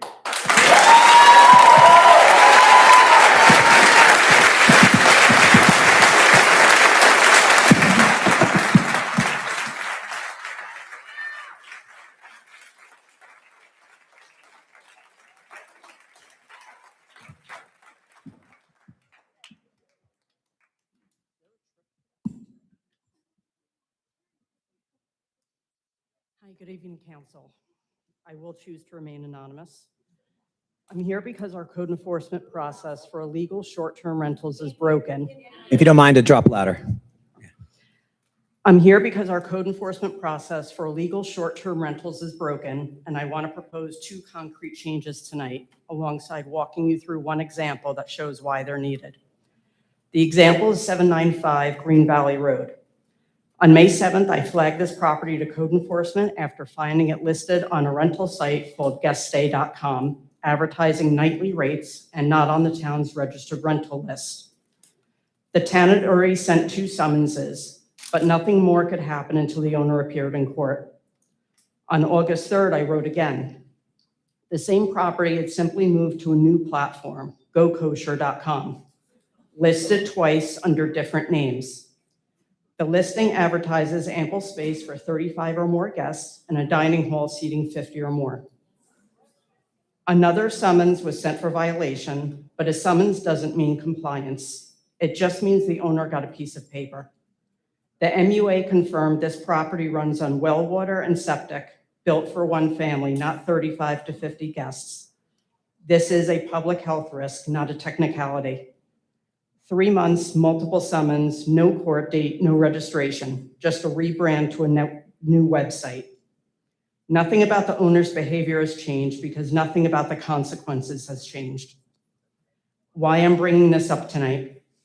At the July 28th meeting, a Howell Township resident spoke about Ordinance 02616, which Howell just introduced. It authorizes per day fines up to $250 a day for every day a rental violation stays uncured after summons, which is backed by a recent appellate division ruling confirming towns can stack these fines beyond the usual $2,000 cap. That's exactly the tool missing here. A summons that costs nothing until a court date and owner can delay indefinitely isn't a deterrent. I'm asking Jackson to adopt a similar per day accruing fine for continuing rental violations, so the cost starts the day a violation is confirmed, not the day a judge finally hears it. The second change, end short-term rentals outright. Jackson Code 350-3 currently sets a 30-day minimum lease. Still enough to let a home built for one family cycle through 12 different sets of guests per year. No residential home should do that. I'm recommending the council raise the minimum lease to either 6 months and/or 1 year, closing the loophole that lets a monthly rental function like a hotel with none of a hotel's oversight or infrastructure. What I'm asking the council to do. 1, direct code enforcement and the town attorney to draft a per day accruing fine for continuing rental and short-term rental violations modeled on Howell's 02616. 2, amend 350-3 to require a minimum 6-month and/or 1-year lease term, ending short-term rentals in residential dwellings. 3, establish a clear escalation timeline so a property with multiple unanswered summonses doesn't sit in limbo indefinitely. 4, coordinate with the MUA or health department on the occupancy infrastructure risk and provide public update mechanism so residents who report these properties can see that enforcement leads somewhere. 795 Green Valley Road is one example, but likely not the only one. If owners have learned a summons carries no real cost, this will keep happening, undermining every resident who follows the rules and every neighbor living next to a property never built to hold 35 to 50 people. Thank you for your time. Thank you.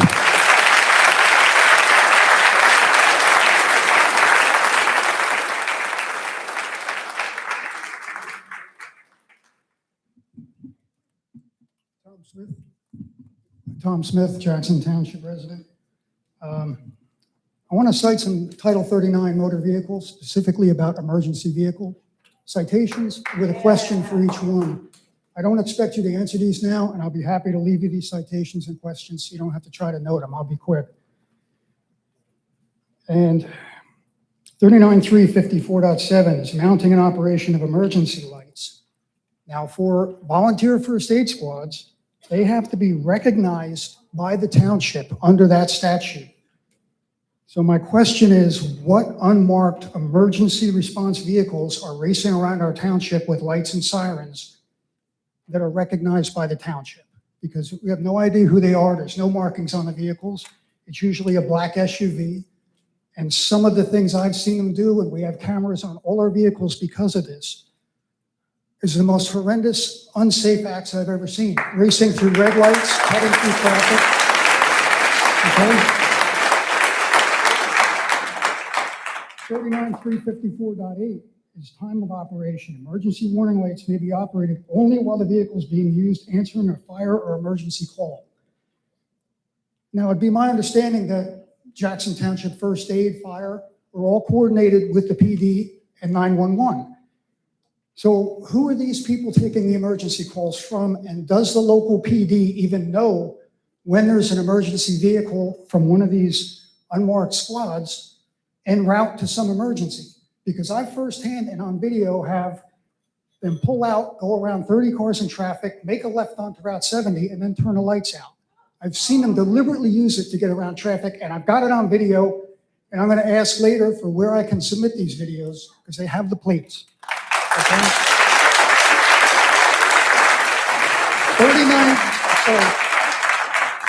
39.3-54.11, identification cards. It's a little bit gray. The township can request the ER responder identification cards from the state. That's a little ambiguous. What's not ambiguous is that under that same statute, under B, no emergency lights can be installed on a vehicle without issuance of that card. So my question to the township is, who have cards been issued to? Because again, there's no way to know who they are, and that should be public information.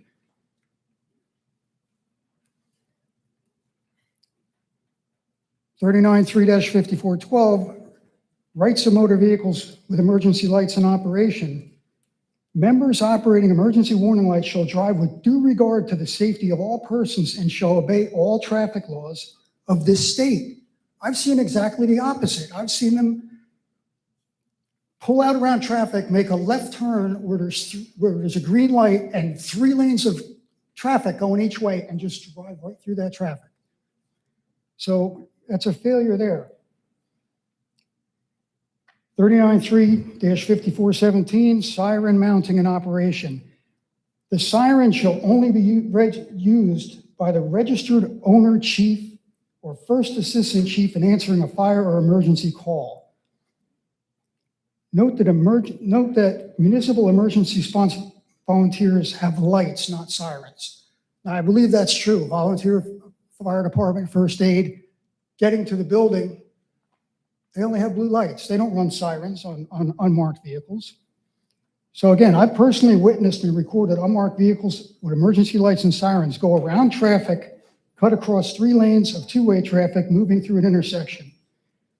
I have never seen a Jackson police car on its way to an emergency driving in head-on into oncoming traffic at 70 miles an hour. It was just an emergency call when I was pulling in here tonight at the light. And 3 different emergency Jackson Township vehicles came to the intersection and didn't pass through the intersection until they slowed down and saw it was safe to do so. So this business with these emergency vehicles, it's a disaster waiting to come. And I want to know if the township will set something up so that people can submit videos of these violations, because somebody is going to be killed.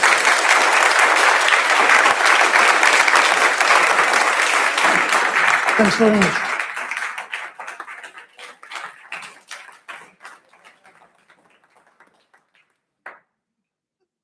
Welcome back. Thank you. How are you, sir? Good, great to see you. Okay.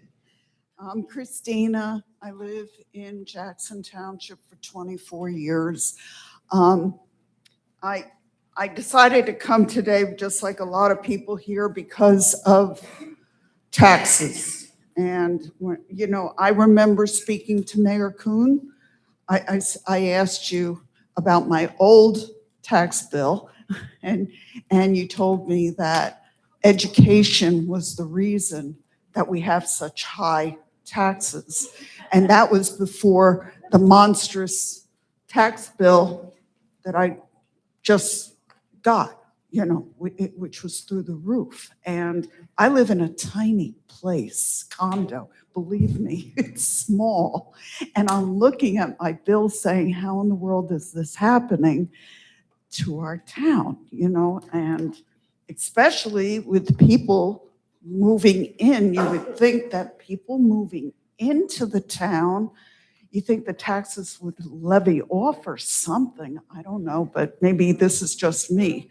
All right, but so I looked up a lot of things about our education, and they're stating state aid cuts forced local property tax increases $305 annually for an average assessed home.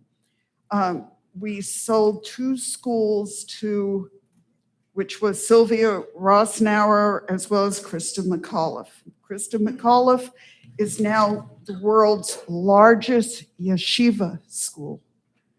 And the thought that goes through my head is, of course, how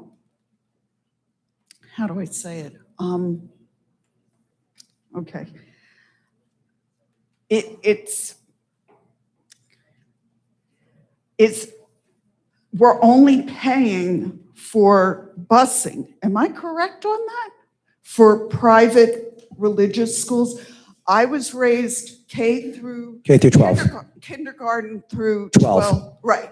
So K through 8th grade, I went to Catholic school, and my father paid the bill 100%, believe me. Believe me. God's honest. That's the God's honest truth. My father, in fact, some people couldn't go to Catholic school. They had to go to public school because their parents couldn't afford it. You know what I'm talking about, okay? So the other thing, I looked up something that really astounded me. 2026, 2027 school district, we're looking at $182.9 million for education. And I'm staring at this stuff and I'm like, oh my goodness. So pay for free transportation to school, aid in lieu rate at $1,177 per student. And in 2023, 2024 budget, the cost soared to $18 million. Now, this is my question. I don't know if your Torah students are included in the busing part, because I see it in Lakewood. I have friends in Lakewood that are part of the Hasidic community. And basically, you know, at 9:30 at night, when I'm coming home, there's school buses going up and down County Line Road, and I see a lot of tourist students getting on and off buses. And I think the main concern comes in when I'm looking at Jackson, and I know, as I stated again, I know a lot of people from the Jewish community, all right? And they all open up their cellars, their attics to the tourist students to come and go to these adult schools. And I'm looking at Jackson, and the last time I came here, I talked about this Kirkwood-Cohansey aquifer. I call it aquifer, but I don't know if I'm saying it right. But we have to be concerned about overpopulation and data centers, because that's the #1 risk. When the great flood that happened, I'm just going to end. Finish your thoughts, yeah. Okay. When the great flood happened, this aquifer was formed. And there's nothing any of us can actually do about it, but we have to watch ourselves in this town about overpopulating. And, you know, we already discussed the data centers, because we don't want to lose our water source, because I don't think the neighboring towns are going to help us. I really don't. Got it. Thank you.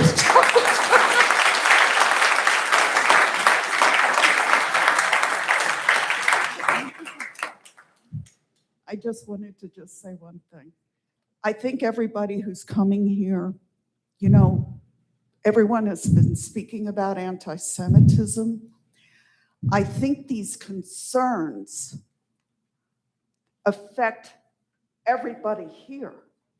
And you have to realize that if we are going to, we have to do what's right for the town so the town doesn't collapse and we have a state of emergency.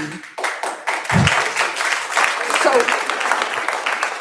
it's not really anti-Semitism, because when you're a really true anti-Semite, it's for no reason whatsoever. But if there are really serious issues in the town, we have to bring it forward to you to explain it well, because Ma'am, we got to continue. I hope I did. I hope I did. We'll talk later. I'll respond to you later. Okay. Next.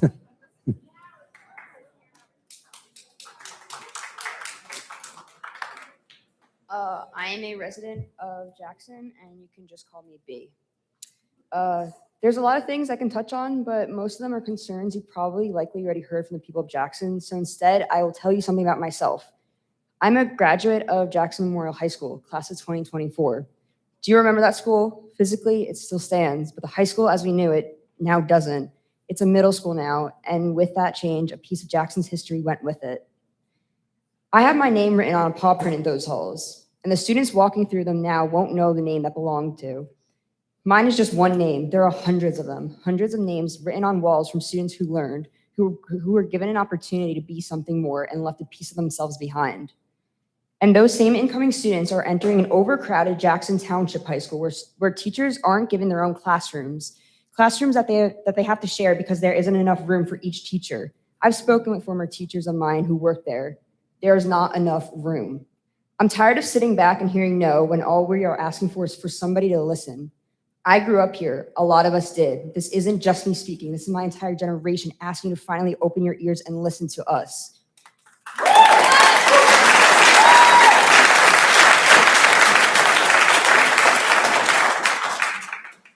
I'm speaking today for the college kids coming home for the summer to find that they can't even park on the road next to their own house. I'm speaking for my cousins who have to eat lunch in the hallway because there isn't enough room in their cafeteria. I'm speaking for the kids who will have the opportunities taken from them if this is how Jackson continues to go. What is done is done. Programs that were lost can't magically be brought back, but there is still time to see what is left of our town. I didn't give you my name today, not because it's not important, but because when students walk down those halls, they won't know my name either. They won't know the thousands of names that came before them. They won't know what those names meant, what happened in those halls, or the history that made that building Jackson Memorial. And that is exactly what needs to stop happening. Stop asking the kids of Jackson to lose something every time there isn't enough money. Stop asking teachers.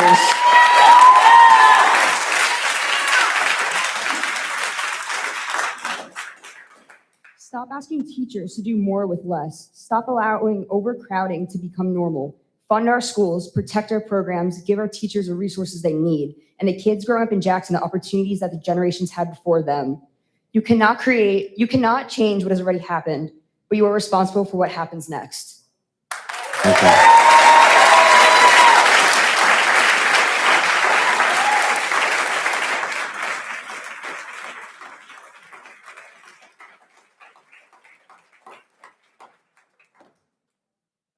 Thank you, everyone. My name's Katie, and I am a lifelong resident of Jackson for 39 years this Sunday, actually. And I live in a shell of a town that I once lived in.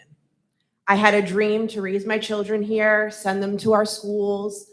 I even had a dream that my daughter and my son would see my name up on the wall at Krista McAuliffe Middle School when I won the MVP in track and field in the 8th grade. They will never see that. I am here, though, more to talk about the children of this town and their safety. We've talked about illegal daycares in Jackson.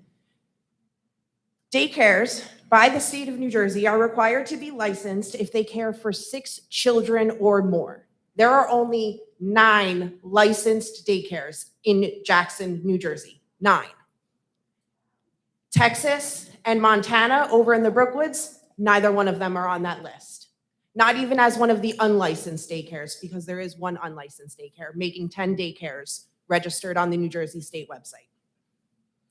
Children riding in school buses are also required by law to wear a 3-point safety harness when riding on our school buses to and from school every single day. There are far too many buses in this town without children in their seats, let alone with their seatbelts on. My husband, who is a postal worker, has experienced items being thrown out the window at him in his truck. That is unsafe for everybody on the road, let alone someone driving whose window is open because he's delivering the mail. To that point, children are also required to be in car seats under New Jersey state law until they are of the age 8 years old or 57 inches. The amount of children in this town not properly secured in car seats is actually disgraceful. There are children, and at the bare minimum, as parents, we are supposed to protect and keep them safe. That is the bare minimum of parenting. Yet children are just being piled into cars, not in a car seat, or in the front seat, and they're not even 57 inches tall. You're supposed to be in a booster seat until you're 80 pounds. You're supposed to be rear-facing until you reach 30 pounds. None of this is happening. I propose that we have car seat checkpoints just as they do DUI checkpoints on the weekends and the shores.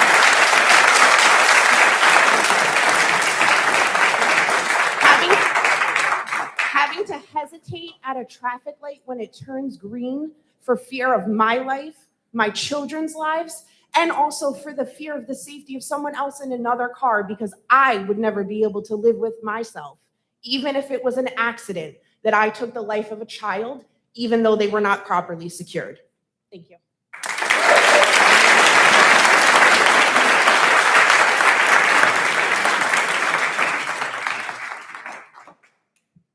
Good evening. Yaakov Shane, Birmingham Drive, Jackson, New Jersey.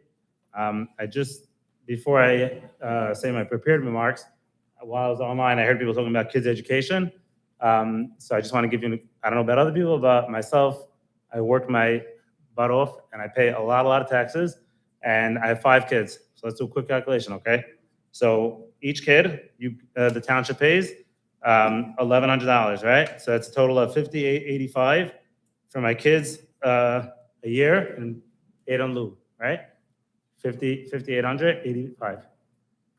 Now, if I were to pull my kids out of yeshiva and send them to public school, which it's my choice, I could do this, I could do that, it would cost the township approximately $17,000 per kid, which would cost about $89,000 a year. I live in Jackson for 10 years. I think I'd be about $1 million. So I could be wrong in math, but it sounds to me like yeshiva is not that terrible for economics. Anyway.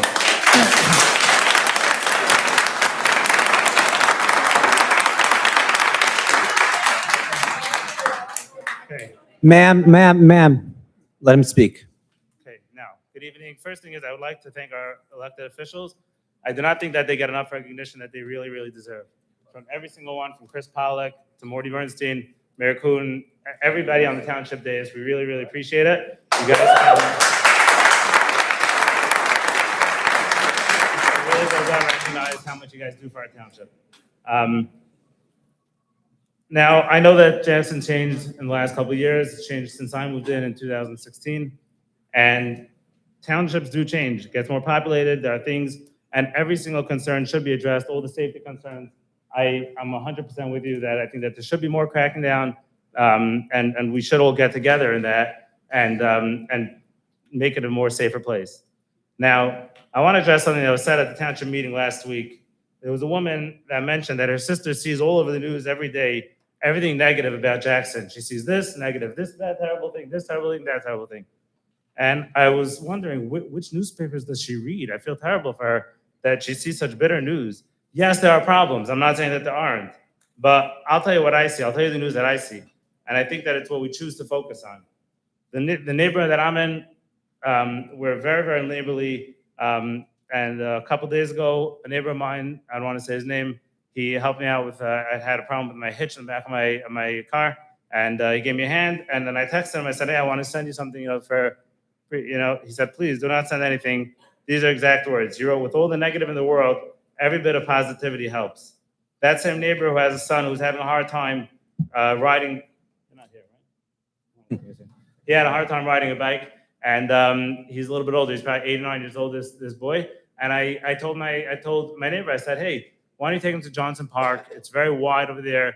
Teach him how to ride. Let him ride like all the kids. My kids are 5 years old, and they're flying around on their bikes, Teach a kid. And I gave him encouragement. He's like, I really should do that. And he did it, and he went to Johnson Park, and I encouraged him, and he came back a couple days later, and he said, you know what, Jack? That was great, actually. It helped him a lot. And I think that that's what neighbors should be. Could we argue on a lot of things? We will argue on a lot of things, but I think that we have to focus much more on the positivity. Let's not all be so bitter all day long. I mean, God, let's just be happy. There are a lot of things that we're having in common.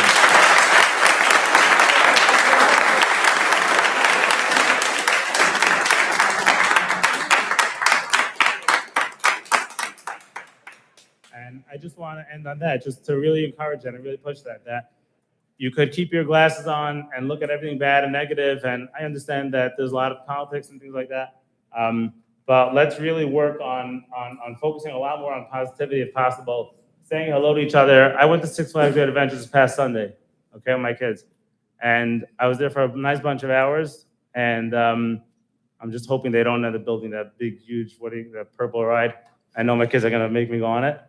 And you know how many people said hello to me throughout the day over there? 0. Not one person said hello. Is this where we live? Is this like, I hate it, Come on. Let's say hello to each other. Let's talk to each other.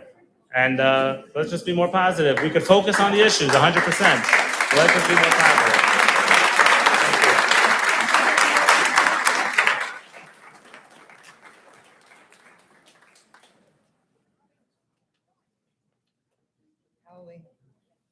I'm Margaret from Jackson. Do you mind just lowering the mic? I can't hear you. I'm Margaret from Jackson. How you doing tonight?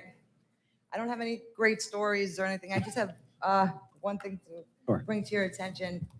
Since the last meeting that I saw, I started looking into the open space fund that has a lot of issues.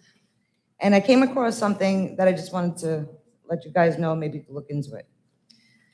In Resolution 181-2026, there's 4 projects. The 4 projects equal $317,488.17. But the resolution was approved for $393,687.03. Do you mind saying the first number again? Just want to make sure I wrote it down The correctly. first one was $317,488. 317, I'll round it off. And the next one? Okay. The next one, it was authorized for $393,687. Perfect. Got it. Then I thought maybe it was just an error, so I looked on the next one, the resolution 199-2026.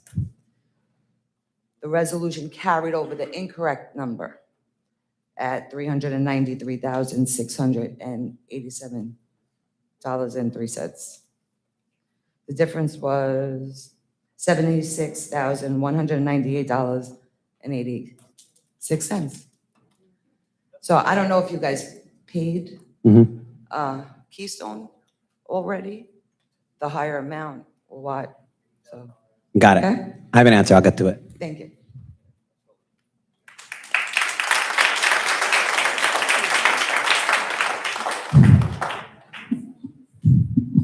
My name is Mark, 42-year resident in Jackson. To the girl who was brave enough to come up, who graduated 2 years ago from Jackson Memorial, God bless her.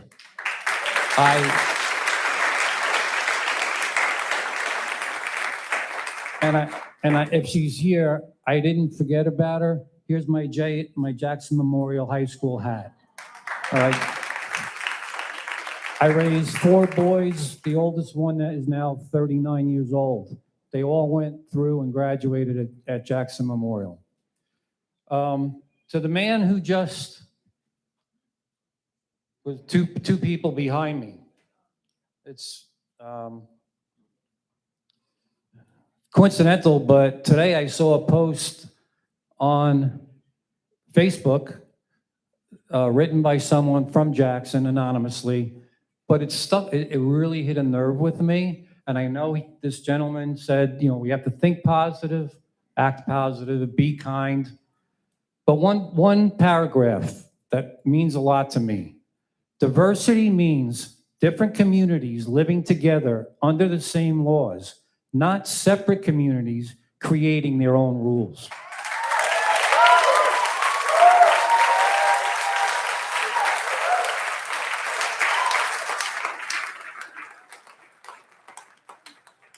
It's very hard to be positive when that is what's happening.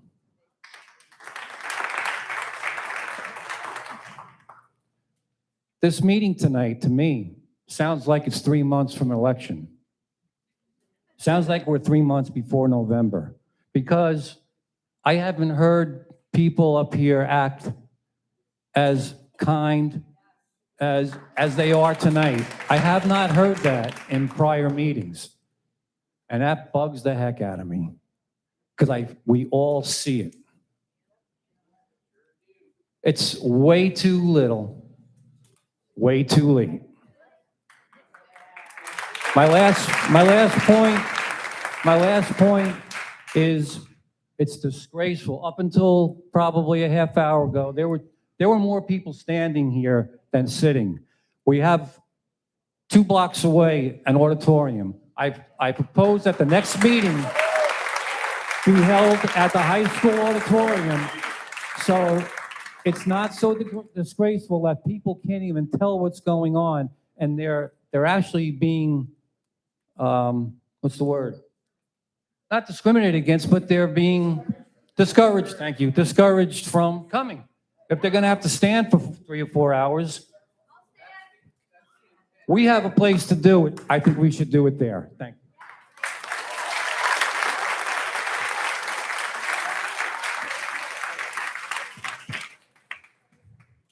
Good evening, Joe Bazanis, Howell Township. I've been on a makeshift tour trying to strengthen public morale, spreading awareness of what's going on in our counties, everywhere in New Jersey, really. I think it's pretty obvious that we're pissed and we all want the same things. We want to preserve our farms and our forests. We want to raise our families in the place we grew up and have our children do the same. We want neighborhoods that are actually neighborhoods. We want family businesses that can thrive for generations. We do not want favoritism, pay-to-play politics, financial gain over public interest, luxury condos on every corner, poison resources, schools closing, gas lighting, and finger pointing. We're in an extremely pivotal moment in history. We can collectively decide to put our egos aside and unite as one nation under God, or we can fall to hubris. That sounds dramatic, but I'm really serious about that. No one cares what anyone practices in the comfort of their own home or what traditions free Americans wish to pass on to their generations. But what about my culture that needs to be preserved to pass down to future generations? We can live together or fail at odds. Please listen to the people that are gathered here tonight. Take us seriously. We're not going anywhere. All right?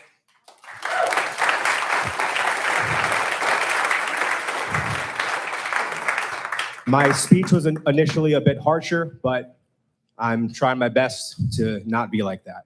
So I do want to say, yeah, thanks, I'm trying. I do want to say about the AI data centers, that's kind of my main metaphorical warpath right now. Sort of the two gentlemen that are a little scared towards it. What I think it shows is that the council and the people are on the same page. I think it can discourage these big tech companies from trying to come in. So yes, Howell kind of had the same argument, some people, but it does show that we stand together. And I know people are really upset, and people online is such a volatile place, but we are neighbors and we do have to try our best to live together. Mr. Pollack said a lot of good stuff. That conversation needs to happen. I'm personally open to talk to anyone from whatever side of the fence. If anyone wants to message me, if anyone wants to sit down together, these conversations need to happen. It's been going on for a long time. Everyone's tired. Everyone's angry. I just saw a couple gentlemen bickering in the corner. Wasn't very nice. We got to chill out. And it's going to take both sides. But the Hasidic community doesn't hear this from the secular community enough. Actions speak louder than words. I truly don't believe anyone that I run into on a day-to-day basis is hateful towards anyone in a community. I really don't. I'm a devout Christian myself. Thanks. We get plenty of flack, trust me. I deliver furniture in Brooklyn. I wear my crucifix out wherever I go. I'll be getting a coffee and the barista just staring down at my chest like I'm wearing something crazy. I get it. We all have our beliefs. But actions do speak louder than words. And the things we're seeing need to be addressed. Compromises need to be found. And we do have to work together, guys. Thank you. Thank you. Mike? You don't have to say your name. Hello, everyone. I'm Mike Calderese. Okay, you said your name. From Brick.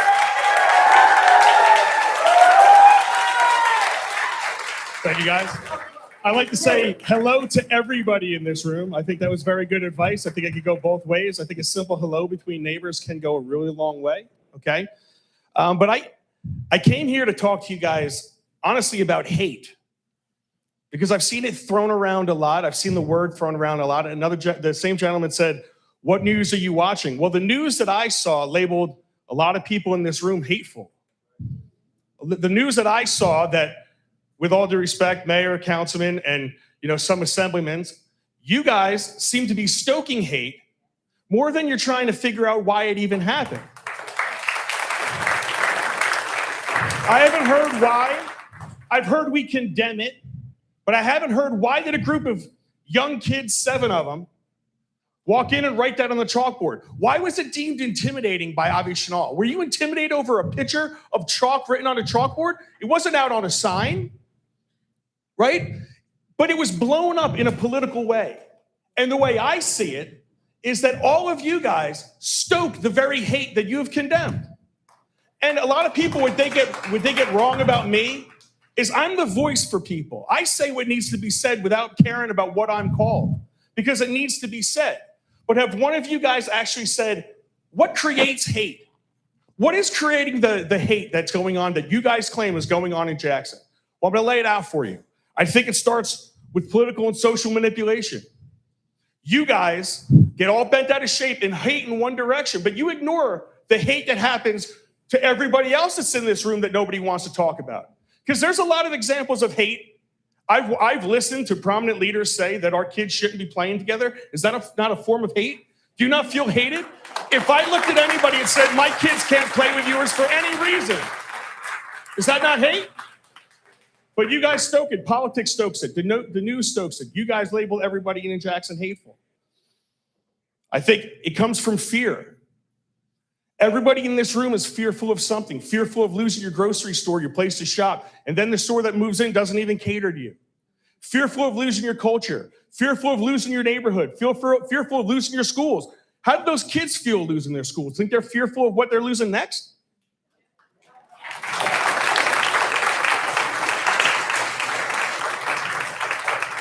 What creates hate is tribalism. I call it toxic tribalism. Look at this room.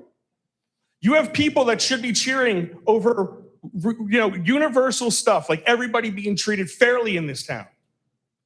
Not everybody cheered for it, did they? That should be universal, but we have people that are so toxic in their tribalistic mentality that I don't know if we can come together. And I'm looking for ways, believe me, I'm looking for ways to bring both sides together because that's the only way you're going to be Jackson. It's better when Jackson hated Brick or Jackson hated Howell.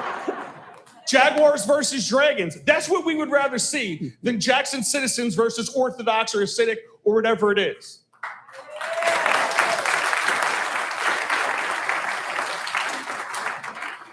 I think a lot of it is ignorance on both sides. Trust me, one of the benefits of being me is I hear everything. I hear it from both sides. And I think one side has a lot of warped thoughts about the other, and it goes back and forth. Hate is getting pushed in both directions. Okay?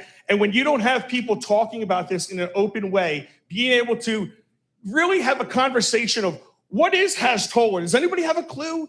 I heard a guy saying that these people go emergency ripping right through everybody. No one understands each other. And because no one understands each other, you have divided rooms like this that shouldn't be divided. Another one, you have echo chambers and dehumanization and social rewards. And the social rewards is what I want to talk about.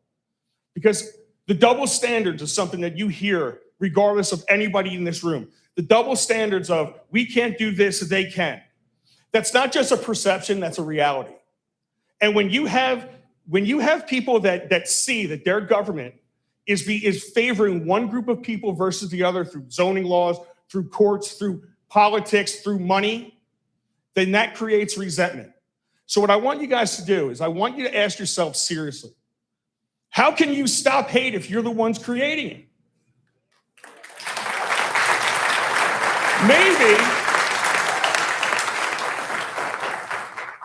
Maybe what we need to do is learn why it's happening, figure out real solutions that both groups can agree on so that it could be one community, not two communities, not one monolithic community inside a community. One community is what everybody in Ocean County is looking for. I hope that's what all of you want, because that's what I want, that's what they want. We live in diversity.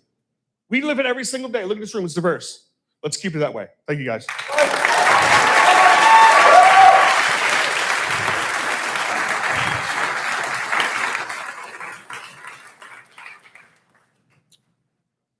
Fred Morrow, Jackson. By the way, Morty, it was me who called you out at the last meeting. I thought it was a little bit rude that when the guy was talking, you got up and left. A little bit rude. You should have called a 5-minute intermission break, whatever, and let everybody go do what they needed to do. Because, it's a long time for us as well. We would like to get a drink, go to the bathroom, do whatever. But that's why I called you out at the last meeting. I'm not trying to make this personal or harmful, but let's think about it next time. Looking at this tonight, we kind of lost the agenda a little bit, and I don't know if it was by design or what, but there were comments by Mr. Tarafanko supposed to be tonight, and an update from the DPW, which I guess maybe they didn't do anything in the last couple of weeks that we really need to know about. If so, please make a statement, say hello, let us know you're here. No personal attacks. I'm sorry, I'm not trying to, but you're on the list. Now, a good thing. Morty, thank you for having them cut down the tree. But here's the bad thing. I see on Tilford. Okay, perfect. The bad thing is they came and cut the tree down and cut it down across the road. And it kind of messed up traffic for quite a while, an hour or two maybe. To where it blocked off the apartments. And township employees had to make people do illegal things. Make right-hand turns where they're not supposed to, make left-hand turns, do U-turns, the whole 9 yards. And then I realized something. You put up a nice little gate on the inside that's a one-way gate. And let me explain to you why.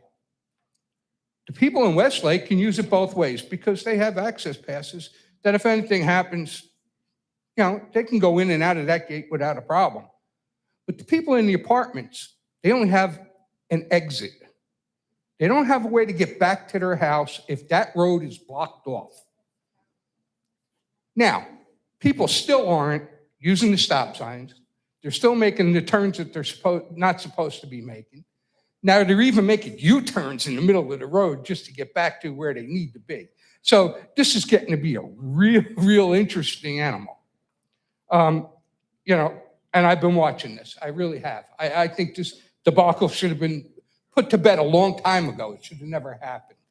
But that's besides that point. Now looking at the bills tonight, all right? These guys are spending money left and right. And I hate to say it, I'm gonna call it out. It's over $700,000 so far to the police for vehicles, but you don't have a budget. How are you spending money if you don't have it? Is it on loan? Are we borrowing it? What's the deal? Now, I realize they need the equipment. I'm the first one to back them to have the equipment. But if we don't have the money, what are we going to do? And come the end of the year, what are we going to start laying off people because we cut the budget a little bit short? Sorry, guys, we overspent. I hate to say it, but, you know, we have to physically be responsible with our dollars. And it really doesn't look like our budget is getting there or it's even part of the way there. But then my next question is planning, and this is all about planning. Has anybody started on next year's budget? We're already behind on this year. We should be working on next year. And then again, we've spoken about it, Mr. Tarafanko. There should be a 5-year period at least that we're looking down the road. Because some things are pretty much set in stone. You know, we know what salaries are going to be because there's contracts. We can put all of this stuff down on paper. Hey, come the end of the year, then you have to do a little tweaking here and there. But there is no reason in this world, and this is what, the second year in a row, maybe the third year in a row, that we're going to the end of time without a budget. And why am I given a deadline of September 2nd to pay my estimated tax bill when it's not my fault that the tax bill wasn't put in properly on time and to a point where we could understand? I could get a better rate from Vito in the back room than the interest rate on that tax bill. 8%, 18%. Come on. There shouldn't be a penalty, period. I'm on a fixed income, and a lot of other people are here too. What are they going to do? Choose between taxes or food? Oh, and by the way, real quick, that gentleman that mentioned the emergency vehicles, I pulled over to the side of the road today because I saw a flashing blue and red light, and it wasn't a police car. It amazed me. The guy took off down the road faster than any police car I have ever seen. No, it was an SUV, and it was either a Honda or a Hyundai or something like that. It was black anyway. Okay. And flying down the road. So, well, till next time. Thanks.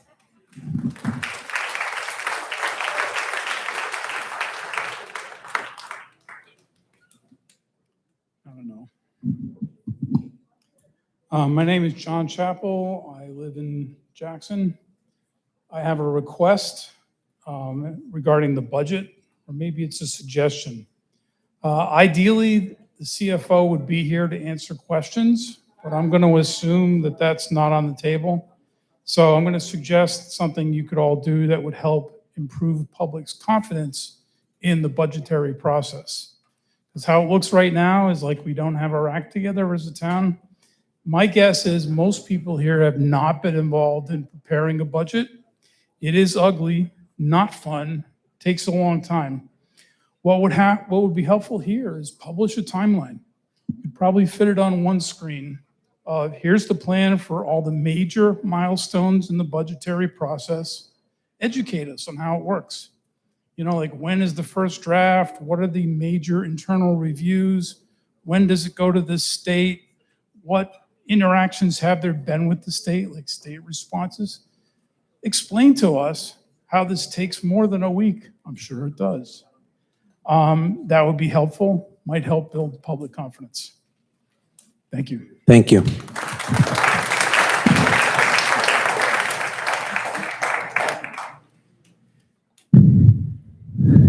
love your t-shirt, Carlos.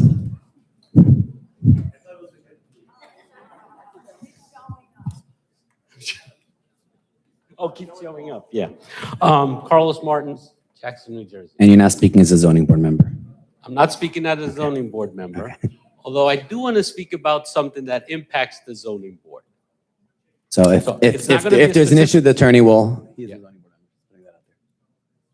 Okay. Be guided accordingly. You're here I as a think resident, I'm not going as to a be zoning good. board I member. think I'm going to be good. I think I'm going to be good with this. All I'm asking is the ordinance that you're going to pass, or not pass, whatever, that it be written as specific as possible. So on the zoning board, I think we all know our job is to apply your ordinances and laws to real life situations. Bottom line, that's basically what we're doing. So the more specific you can be, the better or easier my job is. So that's all I would ask you, okay? And you know I like numbers after words. So to the extent you could be very specific, that would help us a lot, okay? I think I'm good. I think I'm okay with that, right? No specific thing. Okay. I'll just take an opportunity because someone mentioned it and we've been talking about the budget and I've been hammering this for I don't know how long. What's wrong with us having a quarterly earnings release? Just like in the private sector. We do a comparison, actuals versus budget versus last year. And if we want to get fancy, we can come up with an outlook or forecast for next year. If you want to be fancy, I'm not asking for that. Just a simple, where are we? How are we doing with that 7 million that we have to replenish the surplus with? That's the question.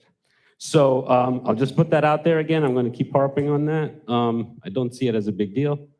Okay, and then the final thing, very specific to me, because my friends at the Breakfast Club keep asking me about it. We were promised a light between Diamond and where gas time is. And we were told here that it would be there in July. Well, it's August something. Can you give us an update? If not, that's okay, but give us an update next time or something. Sure. Okay, that's it. Good. I'm not done.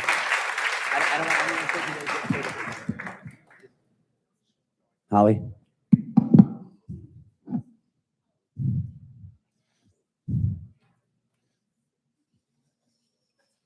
Good evening.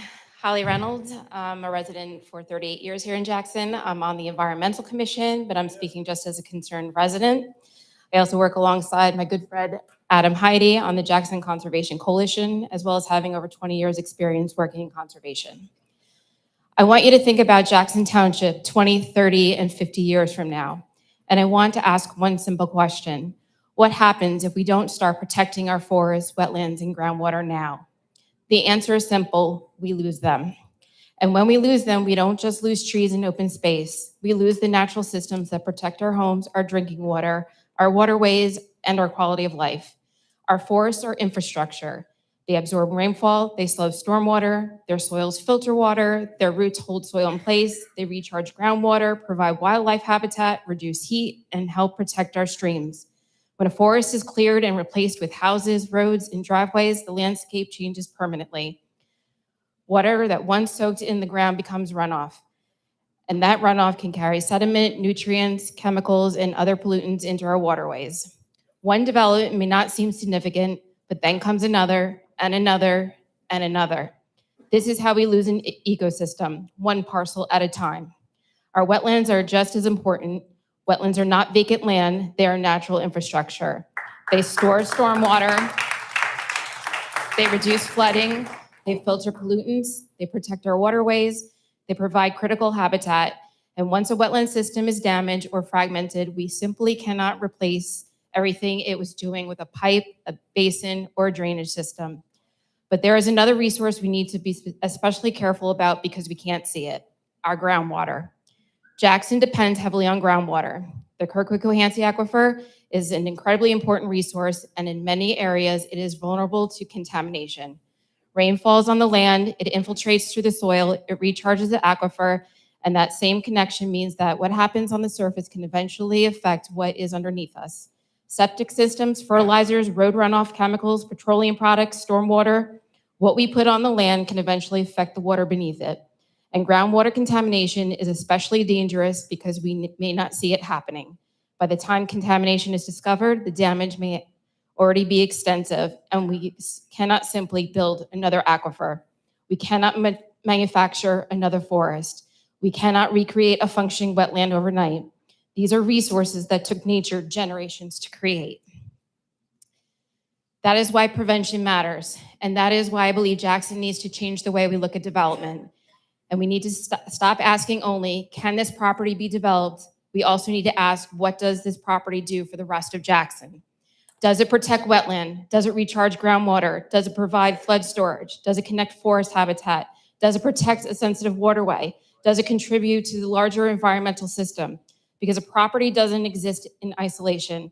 It is part of a watershed, it is part of an aquifer, it's part of a forest system, it's part of an ecosystem. And when we look at every parcel separately, we can miss the cumulative impact of losing hundreds or thousands of acres over time. That is why Jackson needs this environmental resource inventory to be strong. Not simply a collection of maps, a tool that tells us where our most important environmental resources are and help us make smarter land use decisions before the resources are lost. This is not about stopping all development, it's about responsible development. Development in appropriate places, protection where the environmental consequences are too great, because eventually we reach a point where there is nothing left to protect. No more forest, no more wetlands, no more natural flood storage, no more undeveloped recharge areas. And then we will ask, how do we let this happen? I believe we still have a choice. We can protect these resources now while we still have them. We can strengthen our ERI, and we can identify our most environmentally sensitive lands. We can protect forests, wetlands, groundwater recharge areas, and waterways. And we can make sure environmental consequences are considered before the bulldozers arrive, not after.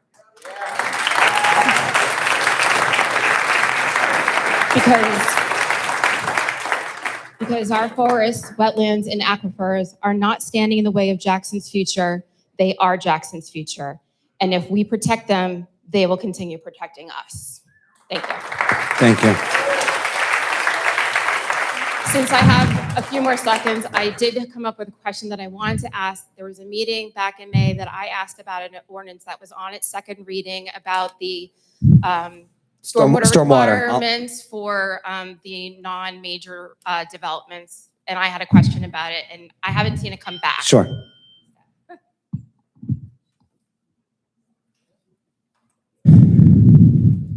Hi. My name is Maria, and I've been in Jackson for about 10 years now. In the 10 years that I've been here, I have seen cars with 6, 7, 8 kids, and none of them are strapped in. I'm a former police officer from New York, and I'd like to know why the Jackson police are not doing anything about it, or the mayor. Can you give me an answer for that? Nothing has been done. They're still riding around. The kids are not in car seats. There's vans with all these children in it, and no one has done anything. No police force. You, as the mayor, have not enforced it. And I'd like to know why that's happening. And that's it. Thank you.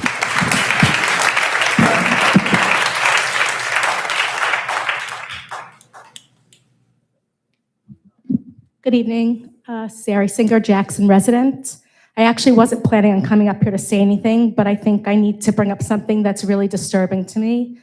Congressman Pollack, it's great to see you. We've spoken, and I agree on a lot of the things that you are in line with. I believe that nobody is above the law and that everybody should be following the same law. But I have to disagree with you on something you said tonight, which is regard to the actual definition of anti-Semitism and what that is and what I'm seeing online. I grew up in this area. My grandparents moved to Lakewood in 1949, so probably been here longer. They were here longer than most people. We moved to Jackson last year, and I joined some of the Facebook groups online that were the Jackson groups because I want to know what's going on around town and I want to know what's happening here. And the disgusting and vile comments that I'm seeing over and over again online perpetuates this hate And it does start from the top down. I do believe the Township Committee here has an obligation to try and do something about the hate and building bridges here. But as someone, and just to give a little background on myself for 2 seconds, I know hate better than most people in this world. 25 years ago, actually, and it's going to be the 25th anniversary of 9/11, I worked downtown and overslept that morning and was not in my office 2 blocks away from the World Trade Center. And I quit my job in December 2001 because I couldn't handle going down to work and passing what used to be the towers. And 23 years ago, a year and a half after 9/11, I was on a bus in Jerusalem. I had been there volunteering, working with victims of terrorism. I was on a bus when an 18-year-old terrorist boarded that bus and detonated, injuring over 100 of us and murdering 17 innocent people, including everyone seated and standing around me. I was 2 people away from the terrorists, so I know hate, and I know hate just because I was a Jew and I was on that bus. And if we do not start building bridges in this community, the hate is going to turn into something much worse. And what I'm seeing online, and people can talk about the hate coming from you guys, I don't believe it's coming from you guys. But when I'm seeing, and I don't know if it's all Jackson residents that are writing this stuff or it's people that are not living in Jackson, but the comments that are being written online are, first of all, most of them are not true. They are disgusting, they are stereotypes, and they are all anti-Semitic. And if you don't think they are, you need to actually look up the definition of what anti-Semitism is and what hate is. Because all I do for the last 23 years is talk about what happened to me and to try and stop hate and teach the next generation what we need to do to make the world better. This country and this world is in a crazy state. Terrorism is rampant. We shouldn't have to feel unsafe in our community. And I have to tell you, I do feel unsafe. I do feel like something is going to happen. Something bad is going to happen here that's going to sort of break the camel's back. And something needs to be done. And I think it starts online. A lot of the stuff that we're talking about, you're talking about things in person. Yes, there are disagreements. There are things that are going on. I walked into the room tonight. I sat next to this lovely woman and I introduced myself. It takes 2 seconds to turn to the person next to you, smile and say hello and say your name. That's what I did. I didn't come in here to make problems or to have fights with people. I want to build bridges. I want to make sure the community I'm living in is a place where I can be proud of and feel safe. And I think it starts with us stopping all this misinformation online. People need to hold themselves back. I think people think they're warriors because they can type behind a keyboard and say whatever they want. Just because it's put out online doesn't mean it's true. And all the stereotypical and nasty things that are being said, I take tremendous offense to. I'm not a part, first of all, people need to get it right on what is the Hasidic community and the Orthodox and the different sects because they're not all the same. I'm an Orthodox Jew. I like to say I'm an observant Jew. But that doesn't mean that I want to be clumped into everything. And I want to be treated in a nasty way because of what I believe and how I choose to practice as a Jew. I respect everybody. I was brought up in a home that everybody deserves respect and you give it to them no matter what. I want the same respect back. And I think that everyone in this room needs to figure out how to build the bridges. I'm listening to people and I'm listening around the room and hearing people's comments. Do they pay taxes? Does he pay taxes on his house? Are you kidding me? I pay taxes. I pay taxes for people's kids to go to school and I don't have kids of my own, but I'm paying for your kids through my taxes. I'm not making comments about what busing should be done. It should not be that way. You are focusing on the little things instead of the big picture, and this town is going to be destroyed not just because of one group, because of the entire town. And everyone needs to take responsibility and play their part in the role of this. Be nicer to each other, find ways to build bridges, and not knock everybody down. Ms. Singer, Councilman. Ms. Singer, thank you for speaking tonight. It's very easy to say nasty things online, and people do it all day, all the time. It is a cesspool. It's another thing to come to a meeting and speak up and speak in front of the public or speak to people face to face. And whether we agree or disagree on things, I'm really appreciative of people coming to this meeting and speaking. Even if we disagree, it's appreciated. And Ms. Singer, thank you. And hopefully we can build more bridges. And I appreciate you coming here to speak tonight. Thank you.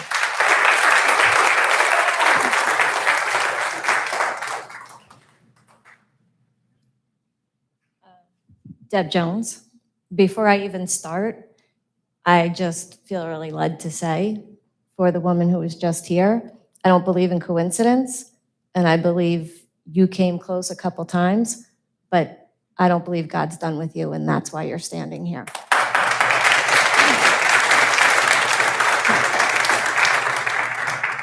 You know, I've come up here many times, and quite frankly, I'm tired of feeling like we live in the Hatfields and McCoys. It's not good. I keep hearing anti-Semitism. I see the things on social media. I don't like it. It's on both sides. And Mr. Bernstein, you know, my heart is for children, and it doesn't matter what religion they are. I'm concerned about them and their safety, and you know that I've come to. Yes. So, but, you know, I try to get to know my neighbors. I try to do things for them. Sometimes my husband does a lot of things for the neighbors and doesn't always get appreciated, and I kind of want to pull him back, but I know he's not doing the work for him. He's doing it for the kingdom. So I have to let him do that. But it's on both sides, and I feel like as a Christian, if I say something, it just automatically goes to I'm anti-Semitic if I think a different way. Or if someone from a Jewish faith says something, then someone else takes it wrong. But I try really hard to look at my neighbors just as people and not as anything other than that. But then when I come across a magazine from June 2026, and I will tell you, the article leads into music, but this first paragraph, it killed me and it hurt my heart because it says, our nation is purified and holy. We do not dress like the Goyim. We do not eat like the Goyim, and we don't talk like the Goyim. We are different, more refined, and more respectful.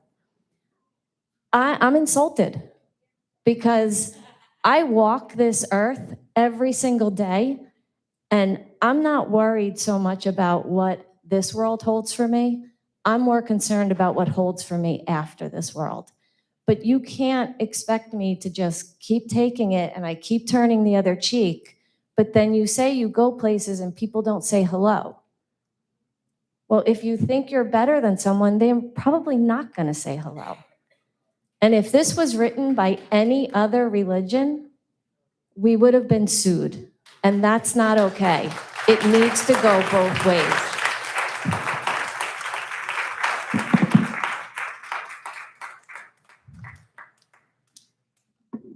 Marie Ruffino, Four Seasons, South Knolls. I moved to Jackson 7 years ago this month, and I do love living in New Jersey, but I'm a New Yorker through and through, always will be. And I believe in fairness. If I do some work in my house, I'm required to put a permit in the window.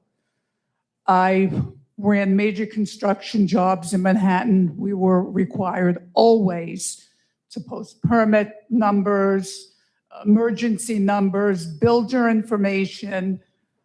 I sent an email. I called the town hall. I got the runaround. I finally was given a name of someone to email.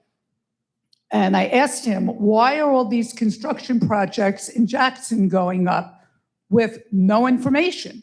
Never got a response. I forwarded the email to Chris Pollack. You were kind enough to respond, but it still didn't answer my question. Why are all of these developments going up with no information? What's the secret? Why is everything a big secret? There are projects going up now. There are projects that have been completed with no information whatsoever. Not fair. There's a housing development on County Line Road. Everybody knows it. Why was there never a sales office? I went there the other day. I rang a couple of bells. I wanted to know some information about the development. Of course, nobody opened their doors. This is illegal. Why is this being allowed? Where are the permits for these projects?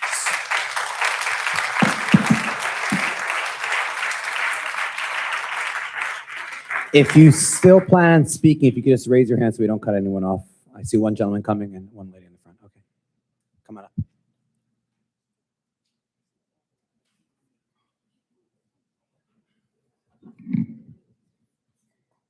Good evening, Joe DeProsmo, Jackson Township. If I repeat something that somebody said, I apologize. I was out in the hall, and if this is going to be the new norm, maybe you want to put speakers out there so we don't keep saying the same thing over and over again. So the last time I spoke about the case law, pretty amazing, is the Monarch Communities versus Montville, New Jersey, unanimous New Jersey Supreme Court. I didn't really get an answer last time, but I guess my question is, what are you going to do to protect us now that that unanimous decision has been levied? Other towns are using the ruling to so-called target harden their master plans, rural zones, environment, et cetera. And if not, why not? Why not? Because this is what towns do. They pay attention to Supreme Court rulings, especially monumental cases like this, and they adapt and they put legal counsel to their subordinate agencies. And on 11/2025, there was an attorney from Jackson Township who corresponded with the planning board members, dissuading them from voting no on the Frank Applegate School, which I understand is in litigation now. So in light of that ruling, why aren't we not doing the same thing, but because we've gotten the green light from the Supreme Court to harden our master plans, MLUL, everything changes. The onus is now on the developers. Why isn't legal counsel filtering down, especially to planning and zoning? Because why aren't we telling planning and zoning, now you can grow a spine and start voting no on these projects? Why is that not happening? Because planning and zoning can become a Trojan horse. We can talk about the environment, we can talk about rural zones, but they're the ones who vote on things. And I think a lot of them are afraid the way they vote. And listen, I've sat in on many of these plans, they're boring as heck, but I've spoken at them, I've sat in on them. And you know, the one right in my neighborhood, there was one guy with a conscience who emphatically voted no, while everybody else voted yes. So that is a problem. We all know the little secret is, and again, this happened in my neighborhood, is a gentleman had a fallow piece of land. It was too small. He needed 3 variances so he could sell it and make a lot of cash off of that deal. But he couldn't go through the boards because he was just a lone voice. So apparently he had 5 figures that he was able to shell out. And we all know the scam. They get these hack engineering firms with their so-called experts. And I've seen these guys in action. And Adam Heidi, I bumped one of them at the planning board, the so-called biologist who was sitting right there. And Adam did an awesome job, and the guy was stuttering through his speaking.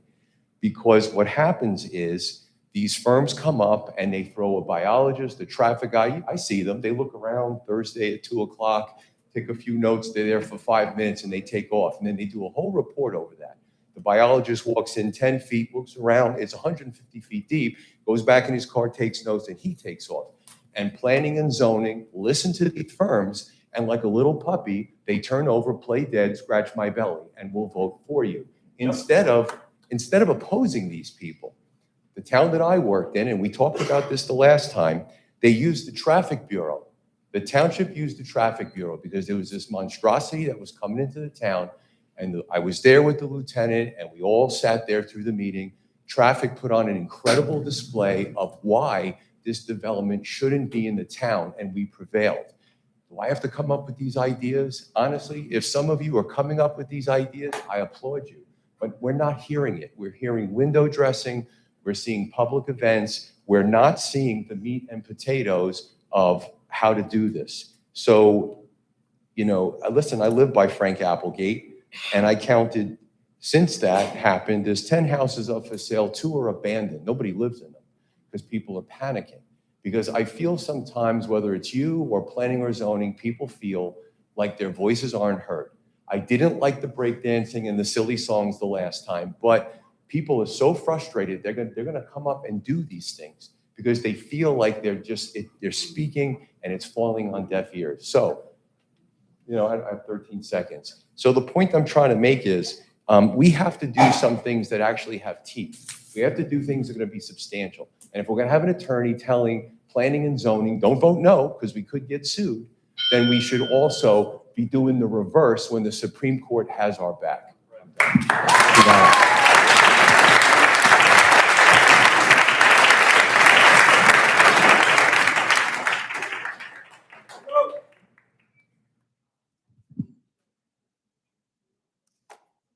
Princess Goy, Jackson Memorial, 1982.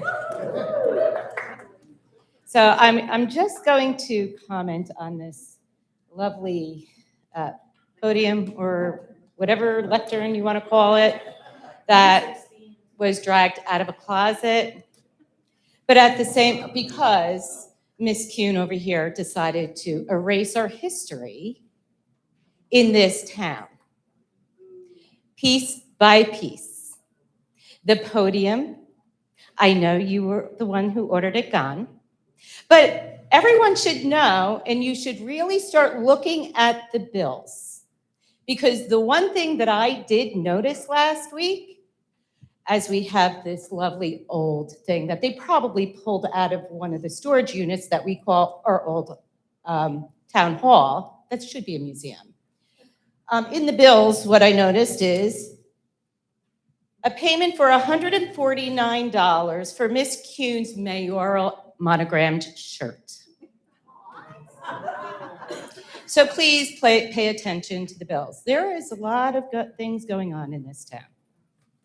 The next thing that I would like to address are the lies. The lies, the stories, the covering up of commentary. So I did come up and I did address the daycares or Camp Jackson. And then, yes, the lemonade girl came and, to that note, I give her a lot of credit. She was very well spoken. But here's the thing. I know that Morty was given the heads up because someone up there, I showed him 2 weeks prior when the meeting was canceled, I showed him the flyer and I showed him the video. And I know that individual gave you the heads up. So his friend, Mr. Smiley isn't here anymore.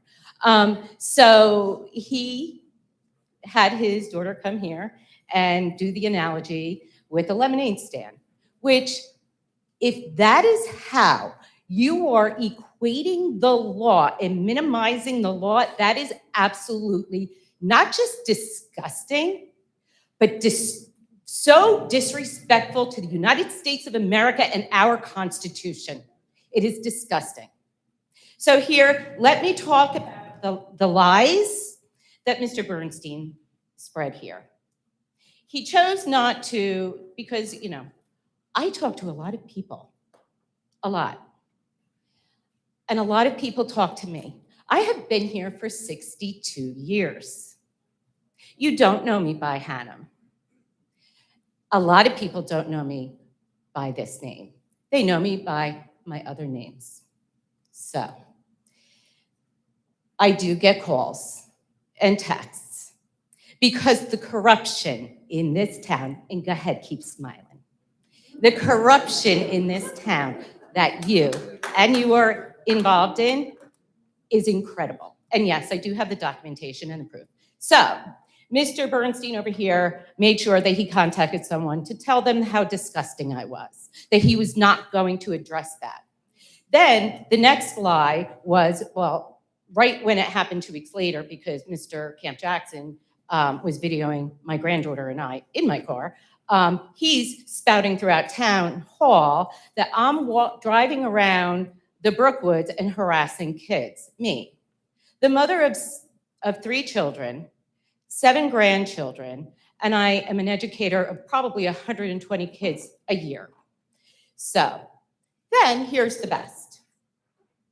And I'm sorry, Mr. Calderese, I'm just gonna throw you under the bus, but he was like, I don't care. So, sorry.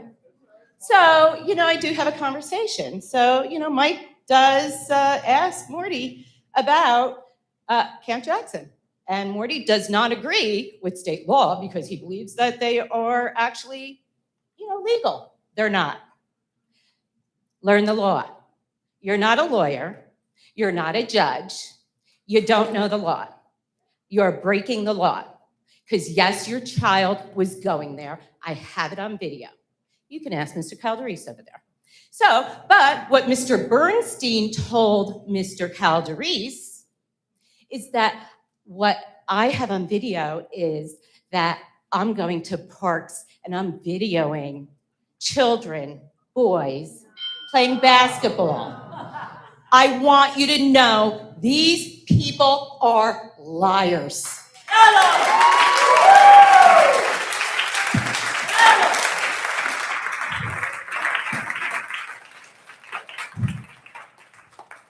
And by the way, make Anyone sure else? the next meeting is at Jackson Memorial High School. I think you need to prepare that. Anyone else?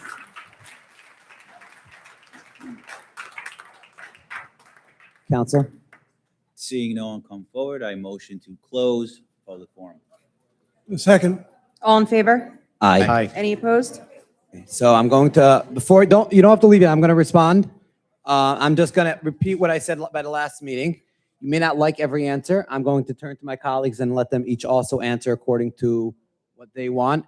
I'm going to ask for the same respect that this council unanimously gave every single speaker up here and not to interrupt. I don't plan on leaving right away after, and feel free to come over and have any conversation, but this is not it's not a question answer session, but feel free to leave, feel free to stay. We hope you stay. Okay, so my handwriting is not as good as it used to be, and I'm going to take a couple breaks. So first of all, I apologize to the gentleman who brought up the fact that I left by the last meeting. I was not intended at all to be rude. I am a human being, and I guess my intention was that there's multiple times throughout the meeting, sometimes elected officials do need to get up. If I would take a 5-minute break, people would generally accuse me of trying to get the crowd to leave. But I understand the perspective, but it was a personal break for as quick as I could. I apologize. It was not intended to be rude. Firstly, one of the residents brought up the budget. And I'm going to put this together with the CFO. I would request if the next time there is anything on the agenda pertaining to the budget, if we could, through the mayor and administration, if we could have the CFO here. With regard to Jim's question, I had a conversation with the CFO today. I had some questions, and usually they're last minute, just the way it works, knowing that Jim would be here. What I was told was that the state did have some requests for documents, and the township, she did send it, and she got back a question again, asking for it again. She sent it again. But it's my understanding the town has been complying with the state's request for documentation. Going back to Mr. Shemto's first comment about with regard to the budget, is I am hoping, and I am hoping that the budget does get passed. If it doesn't get passed, then that headline of 0% increase most likely will not be accurate, but it was accurate for the time of when the budget was initiated and for when it was voted on and passed. With regard to one of the questions about rentals, the rental bureau, and the mayor, I think I mentioned we're up to phase 3 of the rental bureau. So I'm going to say something. I'm sure there will be some people who will, spin it for what it isn't. I had the opportunity with permission from our legal attorney and through administration and accompanying our rental bureau on a couple inspections with permission from the property manager on the site, just to get a better understanding of what some of the issues are. And what I went to 3 inspections, all 3 failed. I was an innocent bystander on the side. We definitely have areas that we could and should fix up the rental ordinance. How are we paying? There has been an increase in fines and penalties, and that is the intention of paying for the salary at the end of the day. And if council will have those conversations before any hiree is made, if council feels that it shouldn't be done, obviously they'll communicate that with Mayor Kuhn and the administration. I think this is an area which was something that I think everyone on this dais could agree that rental issue is a tremendous issue. and we are seeing progress, and I think we need more manpower in that department. Now, I think it was Mr. Shemtov also brought up illegal rentals. I think he brought up daycares. He brought up about other things about are they being investigated. So every complaint that comes in goes to the appropriate authority. If I get an email, I know Mr. Pollack, Mr. Bresci, and Mr. Palmieri and Mr. Nino, we all forward them to the appropriate, usually we forward them to the administration who forwards it to appropriate authority. It happens all the time. I get emails every single day. We try not to email directly the department head without permission because that generally it could be problematic. And every single thing is investigated. I am aware that the county and the state have been down in Jackson in the past couple of weeks due to multiple complaints and have been investigating. I am not aware of anyone on this dais who has interfered with those investigations, and we're going to continue to let those investigations play out and go through that. Now, with regard to a resident brought up about tax exemption and busing. So I'm going to say something, and Elliot, don't kill me for it, please. I had a very good conversation with Elliot this week, and one of the conversations we had was about busing. And the state equation makes zero sense. And I'm going to let Giuseppe piggyback off me and answer and say more in a minute. The state equation makes no sense. Yes, we're right. If you have 5 children, times 1177, but the state also receives funds for any child who's in public school. The state does not give the same. There is an allocation that's given for the busing, but I think Jackson is frozen at $600,000. It makes no sense. The state equation is a mess. Next year, like a resident said, there are over 9,000 private school children. And we have the largest population of children that we've ever had here in Jackson. And it is a recipe for financial disaster. But, and I think it's important to point out, but it's not a problem with those who are living here. Everyone here is welcome to live in Jackson. And I think we have to do better as a town, working with our partners in Howell, in Manchester, in Toms River, and in Lakewood, all the towns that are dealing with the same issues, in lobbying our state representatives to care about Jackson and care about our town. And I know Assemblyman Sweeky is continuously introducing bills. Unfortunately, he has the letter R in front of his name, and most of his bills are dead on arrival. And that's a problem. I'm not going to wave a magic wand and say I have the answer to the solution, but I think the first step is talking about the problems, acknowledging what the source of the problem is, and the source of the problem is the state equations and the state mandates. Councilman Palmieri, anything you want to add on that before I go on? I mean, yeah, there's a lot to unpack. I'm going to try to do it as quickly as possible in terms of the Board of Education. I know that a lot was brought up about the S2 funding formula. Many of you know S2 has been around since Murphy's first year in office. Just to give you some math, some numbers from that I've last seen, we had about 20% student decline in enrollment in that 8-year period. State aid was removed by about 60% to our school district, so the math wasn't mathing how it should be. In terms of the redistricting with the school district, I was not a part of the redistricting. I was not on the Board of Ed at that time, but I can tell you that that was made up of parents, teachers, administrators, and 3 Board of Ed members. They decided that McAuliffe, being that Getz was not able to be sold because that property would go back to the original family. They had to move forward with McAuliffe. That was a vote they took. Again, I was not a part of that vote. The vote for Rosenauer, I voted no to sell. Again, this was all done by design from the state. The 2 biggest counties hurt through S2 is Ocean County and Monmouth County. And ask yourself why. Why was Ocean and Monmouth targeted? It's because the most Republicans are in Ocean and Monmouth County. I'm sorry, that's just by design. And that's what took place there. So 60% reduction in aid, 20% reduction in student enrollment. The gentleman that said you pay taxes and yes, you get aid in lieu. Aid in lieu is a state mandate. It's $1,168 per student. You have to file paperwork for that. You do pay taxes, but I will say that there is another thing with that. The less amount of students going to public school, that number decreases, and that state aid is calculated by public school numbers. So yeah, if we have more private school students than public, we're going to get less state aid because more kids are leaving the district. So that's going to hurt no matter what, even if you pay taxes or not, because the aid formula is by the amount of public schools in the public school system. So if we continue to lose these numbers, you're going to continue to see numbers decrease. And the only other option that the Board of Education will have, because it's not able to generate revenue is to increase taxes, or else it's going to make more cuts. It's a terrible way of doing business. The only way to change that is to get the state legislators to either change the mandates or, better yet, fund their mandates. They're not funding their mandates. They're putting it back on the local Board of Education. I've spoken to the former Commissioner of Education. I've gone down to Trenton. I've said this. It's fallen on deaf ears. That is the major issue with the Board of Education and their revenue, not able to generate revenue. But yes, they get $1,168 per child for private school if they put out the appropriate paperwork. And that was a law since the 1960s. But they should fund it if they want to continue to have it. So I'm going to continue, and feel free to, and Ken, I'll get to the point that I know you want to make in a few minutes, is with regard to, so I think it's an important conversation that we need to have if we're talking about having tough conversations, is we need to have that conversation about how the state calculates our children and some of the funding. And I don't think there's anyone up here who is going to be able to sugarcoat and say that we have a rosy financial future if the state doesn't start fixing their problems that they created here for Jackson. But it's not by design. There's no intention of anyone on this dais.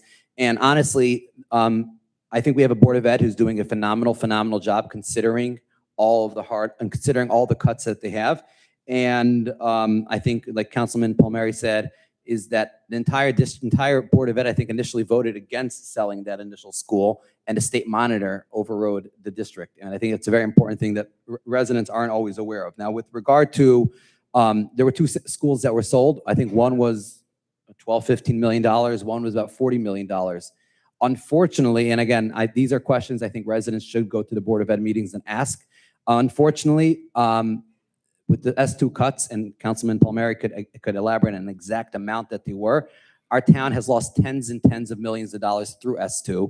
And I think the first sale went to cover the first couple of years. From what I understood from the previous superintendent, the next sale will go to ensure that the next 4 years, no cuts need to be made again. But these are valid questions that need to be had. And it's not by anyone's fault, anyone sitting in this room. And again, I'm not here to shift the blame, but it's a reality that the state of New Jersey does not fund our schools correctly.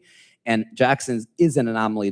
We are the only, from what I'm aware, we're the second only town in the state that has this anomaly that we have more private school children than public schools and public school children.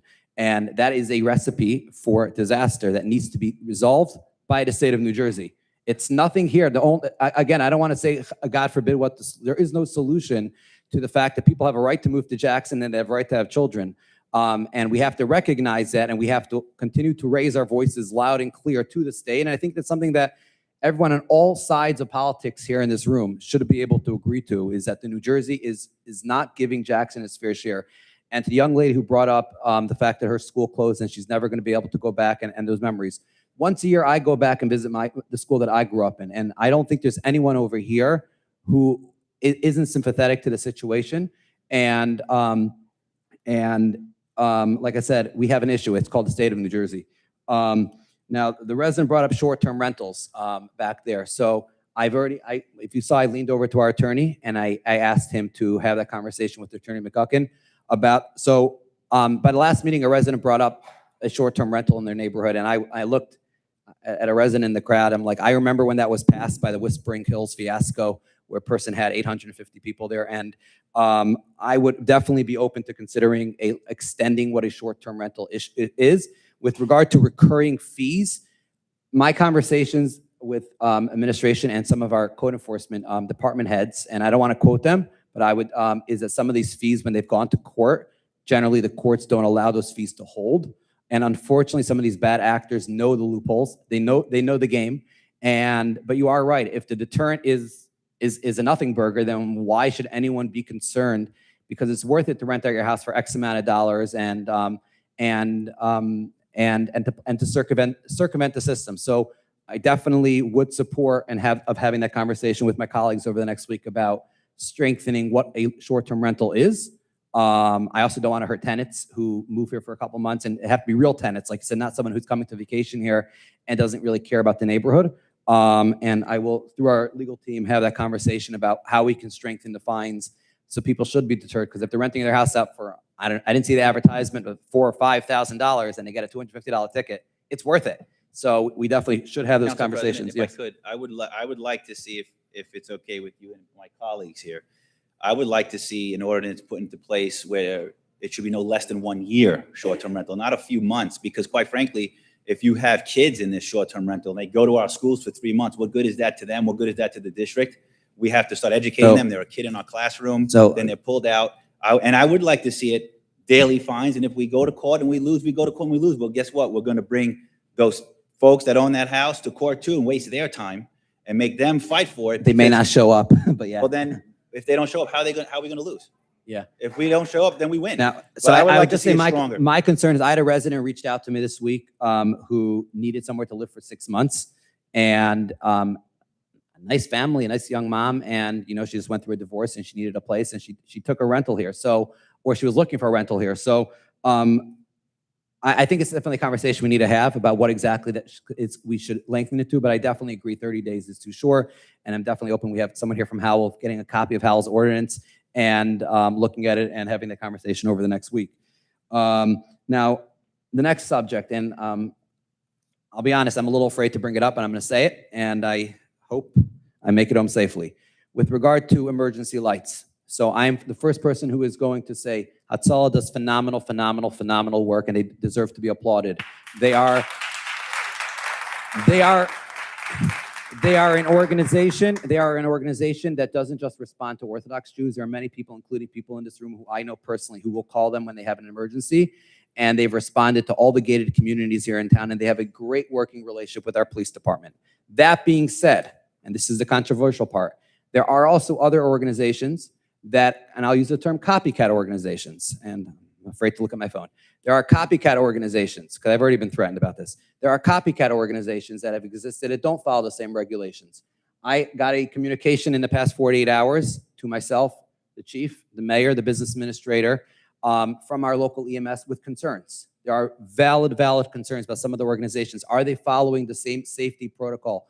Hatzalah, every volunteer is trained. Hatzalah has a proper authority and a proper protocol to make sure that that if there is a discipline issue, that it is dealt with. And to the resident, I don't know if he's still here, if there is an issue of you see someone who's breaking traffic laws, the appropriate person to send it to is the chief of police and the police department. I think the email address is mnelson@jackson.twpng, or chief@jacksontownship.net. And I would encourage everyone to, if you have an issue, to send it. But that being said, we do have copycat organizations, or I'll call break-off organizations, and who may not follow the same procedures. And it's actually turning into an issue here in town because, I mean, there was an incident a couple days ago where EMS reached out to the governing body asking, what are we doing here? Because we have some of these organizations that are reaching out. And I'm going to be honest, we've been threatened as a governing body that if we don't allow the mayor, and she walked out, but the mayor actually had that organization, one of the copycat organizations came in a couple weeks ago with a pile of permits asking the mayor to sign off. And the mayor declined it. And when that organization reached back, they called me up and said, why did the mayor decline our permits? I reached out to the mayor and to her secretary, and the response I got back was, because every one of the people you're asking us to sign on, A, they didn't show certification, but B, they all lived in Lakewood and Brooklyn. Why would Jackson Township mayor sign certification for permits for an organization that none of the volunteers that the permits were submitted to live in Jackson Township? That doesn't make any sense. And the response I got back was, well, Morty, $50,000 to the opponent to take Mayor Kuhn out because you refused to sign my permits. I highly doubt either candidate would take that money. But the reality is I'm not going to allow, and I will say this, and I'm not going to allow this government to be threatened into allowing an organization which does not have the same level of certification. And those are conversations that we're going to continue to have together with the chief of police, making sure that we're following the law and that we are ensuring that any organization that responds in Jackson Township is following whatever safety protocols and law that does exist. Hatzalah is a great organization. Chaverim has been a great organization. They generally do not respond with license sirens unless there's, God forbid, an emergency, a kid locked in a car or something like that. There are protocols that are in place to ensure that the PD is informed, and the PD generally responds to any such call, and that's why those organizations are great, because they do work with Jackson EMS and they work with the JPD. Unfortunately, I figured it had to be said, but again, if someone sees any organization responding inappropriately, or they should definitely reach out. And I heard a similar story. I think the resident brought up. Someone called me 3 days ago. It's actually someone from Jackson EMS telling me that he saw a car responding. He followed the car. He was just trying to get out of traffic, and that's unacceptable. It was not Hatzalah. And unfortunately, we have to make sure that the appropriate agencies are responding and they're working together with the JPD. I know the mayor has had a conversation with the chief, making sure that any Hatzalah volunteer, we have their license plate in the database and making sure that it could be tracked that if something does go wrong. But again, I'm going to stick up for Hatzalah as former council president Fleming did when this conversation came up a couple years ago. And we have a great group of volunteers here in Jackson who respond no matter who, no matter what, no matter when. And it's a volunteer type of job that I wouldn't be able to do myself. And I continue to applaud them for their life-saving, as I applaud Jackson EMS. And they have a great working collaboration. And Chief, I look forward hopefully over the next week having a conversation with you and figuring out what our policy as a township going forward is, because like I said, it definitely is an issue that needs to be addressed. And we will support working with our chief of police on that issue. Now, a resident brought up busing for young men if they're going to yeshiva over 12th grade, I think it was. So it's my understanding, Council Vice President, correct me, that the law, state law is K through 8 is 2 miles. 9 through 12 is 2.5 miles. That you got your 8 in lieu, your 1177, or a bus. If you see buses generally with children who are, or young men or young women who are over 12th grade, it is privately funded, and it is not paid for by the district or by the taxpayers. There are multiple school schedules, yeshivas and girls' school schedules that do accommodate those after school, but if it's over 12th grade, those are paid for after hours. And if the new yeshiva that if in McCall, if there are going to be students that are bused, which I highly doubt, because BMG doesn't usually have busing, obviously they would not be funded by the taxpayers of Jackson. That would be privately funded. Does anyone from council have anything before I continue? Okay. Now with I'm going to skip to Diamond because I need a break. Councilman, do you mind talking about Diamond Road? I got the ordinance. Yeah. Carlos, you're still here? Yeah. June, I started following up with the county on the light. And they kind of kept their word. As you saw, they started digging up over there. As of the other day, they're saying by the end of August, it should be in and functional. So I will believe that when I see it. So Carlos, I don't want to interrupt. Let's not have it back and forth. I don't want to interrupt Councilman Baresi, but I actually and did send an email today also. And I know the mayor, I CC the mayor. I think the mayor had mentioned she was going to try to get through to Mark Jenke because it is high time. Now, once we're on the subject, I know the residents in Lake Eno have been asking about the lights. We were told, and it's on my bucket list to check in tomorrow, August 12th is when the new lights are supposed to be installed, the lower lumens. Hopefully it will be done. And Mayor, I'm asking if we can make sure that we follow up tomorrow with TNM and Bob Bryce from JCP&L to make sure that happens. Councilman, you continue. You had a question on the ordinance. Oh, yes, Councilman, go, please. Carlos, you have a question that you want to make sure the ordinance for the zoning board, if it goes through for the data centers, is simpler. I understand the zoning board. The data is very simple in one point because they're doing exactly what we have today. The main part of this ordinance is data centers shall not be listed in a permanent or conditional use in any zoning district within the township of Jackson. That's what we have today, and it forces them to go to a zoning board. If this ordinance passes, they still have to go to the zoning board. The only difference for the zoning board then, the lawyers are going to play with the fact that you have a ordinance they can challenge besides the municipal land use law. And that's where the flag gets messed up, where they get more aid from an extra layer of trying to protection. You're trying to layer protection more when you've got the actual protection you need in the municipal land use law of 1975, where it's not a permitted use. And this ordinance here, the whole key word, section 2A, is that a data center shall not be listed as a permanent or conditional use in any zoning district within the township of Jackson. That's exactly what we have today anyway. Now, I think it was two different residents brought up safety of children in cars. And Chief Nelson, I hope you're listening. It's my understanding there actually have been checkpoints in the past. That being said, I am personally aware of a situation where such a stop did occur, and there were criminal charges filed against the parent in that case. But like I said, that's a police matter, and I would ask the administration if we could have our police department. I will say that the entire council here has supported it. We have the largest police department in Jackson history, and I think everyone here supports. And I think everyone here supports more enforcement on the roads, no matter which, if you're an old resident, if you're a new resident, everyone knows, I always, maybe I shouldn't say it's not the most politically correct, but I'm not up for election, I guess, is I still remember the first time I moved to Jackson when I was on my cell phone and I put it down as soon as I got to the border. And now, thanks God, I have AirPods. But Jackson residents deserve to have safe roads. And we deserve to have roads where people are not speeding. Unfortunately, people are in a rush, and people in all different cultures are in a rush, and we have to continue to encourage our friends, neighbors, colleagues to slow down.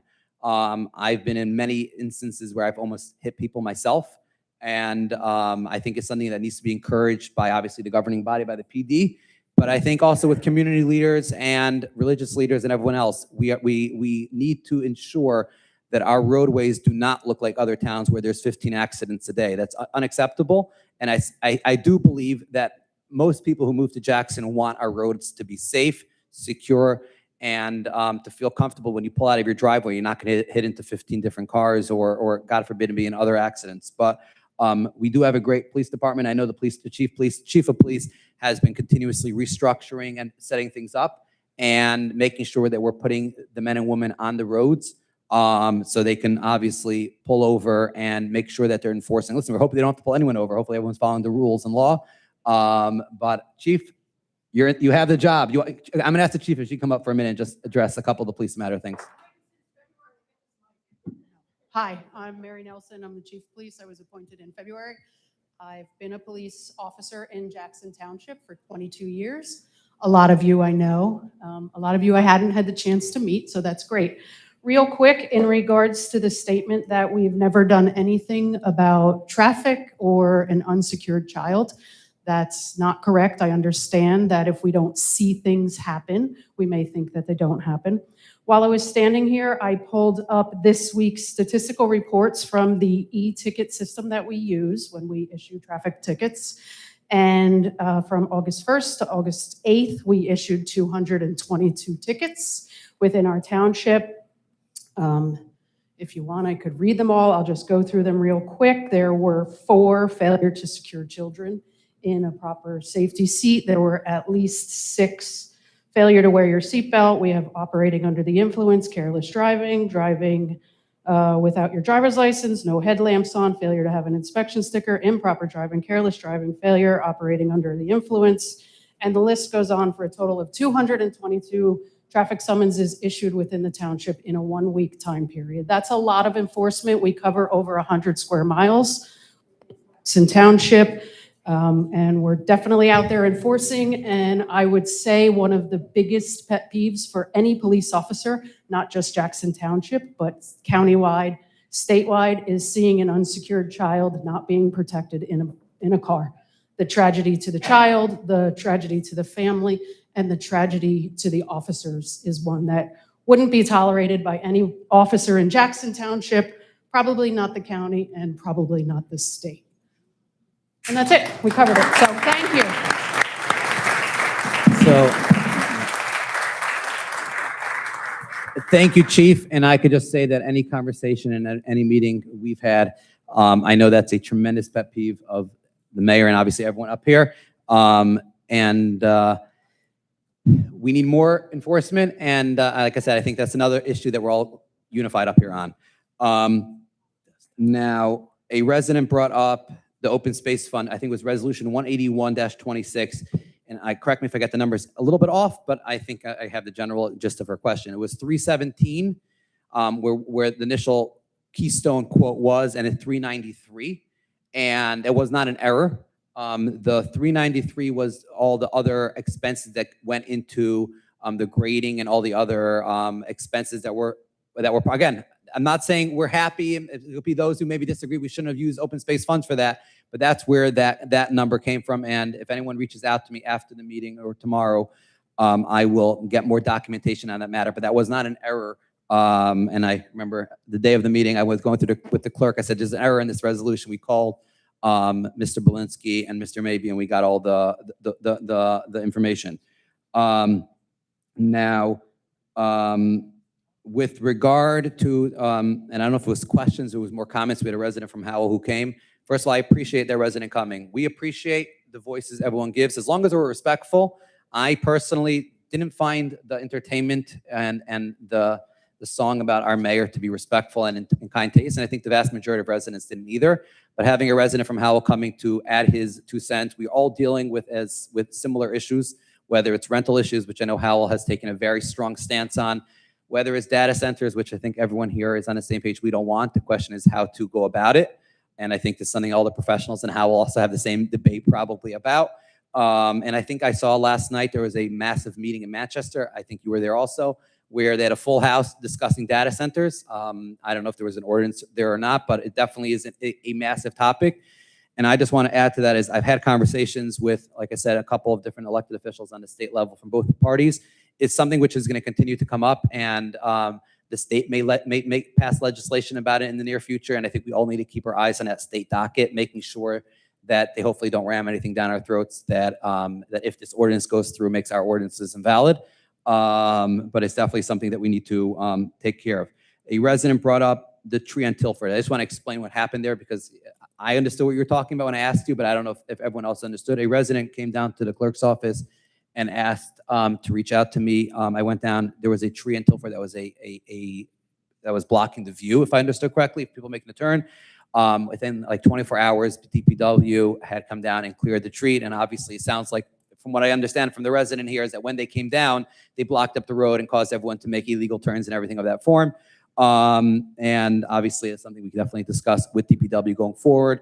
There is, we have had conversations about infrastructure in Robin Estates, speed bumps and other things of that form. And we haven't done it in a while, but I was actually thinking of asking the mayor if we could have a roundtable and invite the community down to Robin Estates to have some of those conversations, because we have secured potential funding for some of the infrastructure upgrades that are needed for Robin Estates. And obviously, we'll make sure hopefully the general community there is aware of it. With regard to police vehicles, I understand the question. I'm going to continue I continue to know that the police department, like the chief just said, they're out and about, they're driving miles throughout town, and those cars get wear and tear left and right. Anyone who's ever traveled around Jackson, putting out campaign signs or anything else, it's a huge town, and those cars definitely take a beating. Those were all, at this point, we're approving purchases that the governing body already approved in a capital project in the past. So, when the bills and claims generally are things that are approved, are previously approved. With regard to next year's budget, I think the one person who is working on next year's budget is probably Carlos. Okay, sorry, Jim. Sorry. Now, I think I mentioned about the CFO, that if we have another budgetary meeting, I'm going to ask the mayor and administration if we could have the CFO here to address those questions. Now, just one thing that came up that I realized after is, Ms. Martin, if we can make sure, it's my understanding that being that this is a land use ordinance, the data center has to be sent to the planning board for review and consistency review. If you can make sure, Adam, if you can make sure that this is sent over to the planning board secretary tomorrow, so she can get it. I don't know when the next planning board agenda is, if there's a meeting between now and the next council meeting, but the planning board would have to make sure it's consistent with the master plan.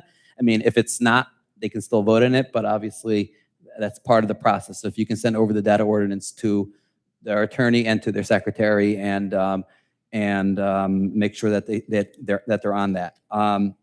Now, Diamond Light. So now Ms. Reynolds brought up the environment. I don't have a great answer for you, just because it's a hypothetical question. I think it's a scary question. I do want to thank for a second Adam, and there's another resident. I don't know if she's here, so I'm not going to mention her name, that we've been having conversations I've been having with the mayor about some of the wildlife concerns that we have here in town. Adam is preparing a proposal for the government to adopt, maybe to deal with some of the signs and some of the signage issues Unfortunately, we are constantly seeing pictures of wildlife that are run over on our streets, and maybe if people are a little bit more cautious in some of those sensitive areas, that can make a very big difference. Now, I got teary-eyed when Ms. Singer brought up her incident because, unfortunately, I mean, there's no other answer to that question. And I'm not gonna, I've gone out of my way since I'm up here. There are debates that we have up here, I think vicious debates. I think I've been respectful of all my colleagues, even when it's been a little rough sometimes here, and I'm gonna continue to be respectful because I believe that our job up here is on this day is to represent the town. What irks me, and I had this conversation with Elliot and other people this week, is that when you look online sometimes and someone will say, hey, I'm moving to Jackson, what are the schools like? And out of 100 comments, you have 90 people responding, don't move to Jackson, it's going to blank, blank, blank. Come on, guys, we deserve better. That shouldn't be what Jackson's all about. And like Ms. Singer said, there's a lot of misinformation. I am aware of one current house of worship that does not pay taxes. Obviously, there were other applications and other things that they got approved from the Orthodox religious community. Obviously, there are other churches and other entities. I think the number was, okay, you sent me a pie graph earlier this week. I don't have it in front of me. Do you remember it, Business Administrator Terafenko? 5.6%. 5.6%, and we have a large amount of veterans who are fully disabled who do not pay taxes, and God bless our veterans. Obviously, state and federal law dictate when exemptions are given. I actually had a conversation with our tax office this week about the subject, and he told me, he said, Morty, the state is quicker to give exemptions for veterans than they ever were, which I think that's great. Our veterans deserve it. And there's a rigorous process for any time a nonprofit makes an application for a tax-free. There are no, from what I'm aware of, besides for one house of worship, which was approved 6-7 years ago. I think that's the only house of worship currently that does not pay taxes. And we obviously have to continue to follow the law when it comes to all things of that form.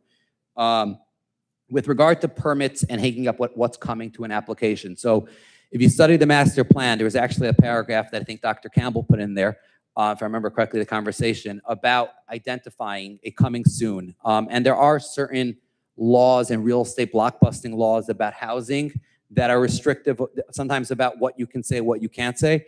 I would be open to having a conversation with our legal counsel about adopting something in line with that master plan recommendation. I think one of the concerns that has come up by planning board meetings is when we have religious institutions that are built that they want to put the writing in Hebrew or Yiddish or any other language that's not English, and residents have brought up valid concerns that they would like to know what it is. And our first responders have also said that they want to know what it is, so if God forbid they have to come, is then the issue that comes up is that we have a sign ordinance, and then you have to get a variance if you're putting up more than one sign sometimes, and that's always a juggle that has to be met, is if the applicant's going to be seeking, most applications come in, they're looking to be variance free. And once you require them to put up, we cannot dictate in Jackson or anywhere, and legal counsel, correct me if I'm right, what language someone puts up a sign on, but we could make that request, but generally it would be a variance. And I know the planning board and Councilman Bresci, could you add to that?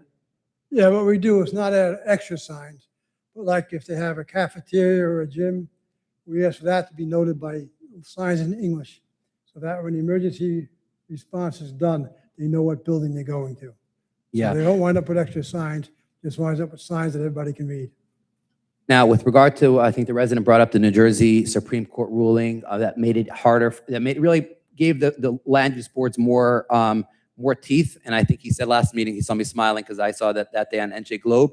I am going to kindly request through our legal team if a memo can go out to both our planning board and zoning board attorneys, making sure that they give the training to their boards on what the ramifications of that ruling is. More than that, we don't tell our boards how to vote or what to do, but obviously making sure that they're up to date with that. And I see zoning board member shaking his head, so I don't know. You had it already. It sounds like the zoning board had that training already. So kudos to the zoning board. And being that I see someone from the planning board here, I'm not going to talk directly to her, but if we can make sure to make that request to the planning board to have a similar style training, but kudos to the zoning board. Does anyone have anything else before I just taking a 30-second? Okay. Hold on. I'm sorry. I'm just going through my notes. A resident from Brickham. First of all, welcome. I have to give you the shout out. You try not to smile when you came up there, but I try to catch you to smiling. First of all, thank you for coming. Thank you for lending your voice. Not that I agree with everything that you said. But that's fine. We could agree to disagree. I want to put something out there because he asked me this earlier this week when we had this conversation. Jackson Township is a diverse, welcoming town, which is not anti-Semitic. And I think it's important to put that out there. It's a great town. I get along with my neighbors, and I think most people get along with their neighbors. I looked again at my release, and I don't think that was the intent of my release, and maybe you read it differently. But we definitely have issues, and we definitely have struggles, and there's definitely deep conversations that need to be had. I'm just going to say I think the rhetoric online needs to be, and we could talk about moderation and editing. No one can moderate.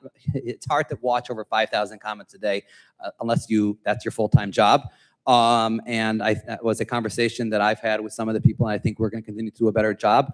Obviously, I take offense when someone uses the word penguins. When someone called out a candidate for running who is allegedly connected to me for calling him out for being a rat and a sellout, I think that's unnecessary. We could debate the issues. We could have pretty strong conversations about some of the issues in town, but we got to tone it down. And I appreciate the conversations I've had, and I think we will continue to try our best to bring people together. Unfortunately, there have been efforts in the past, and they petered out. Part of the Attorney General's settlement with the town was a multicultural committee. And I'll just say it, when a member of the multicultural committee calls me online a beanie or other terms, I think that's unacceptable. I think that's really not going to help bring people together. And I know that was part of the Attorney General's settlement. I know the Department of Justice also has certain requirements. We don't really need outside entities telling us how to bring people together. I believe we need to do more town hall and community events. I think Night Out Against Crime was a great example. You had a diverse community of residents from all walks of life in Jackson working together, talking. I didn't get any nasty comments. I've been to Six Flags once. I'm not a roller coaster guy, but I think we need more events like that. Jackson Day, I think, is a perfect example. I know July 4th, or July 10th, whatever it was, the night out with the trucks was a great, obviously it wasn't Shabbos, so the Orthodox community couldn't come, but I think having more community-wide events, I think is an integral part of bringing people together and having those conversations. But again, I just want to repeat that I've done my best up here. There's been some pretty hard, I'll call it curveballs and other things that have been thrown up here. And I do believe we represent our town. And I wanted to make sure that when someone Googles Jackson Township, what they're seeing is not chaos up here. And I appreciate everyone who came tonight, because I think there were hard questions, good questions, but I don't think it was chaotic. And I think that's an important thing. And I think that's something that we should all be proud of, because it's great having a full house. If we could be respectful, we could have a great debate of ideas. What?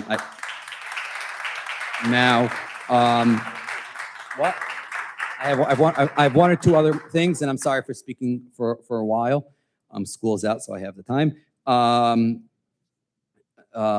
There was one or two other things I just wanted to mention quickly.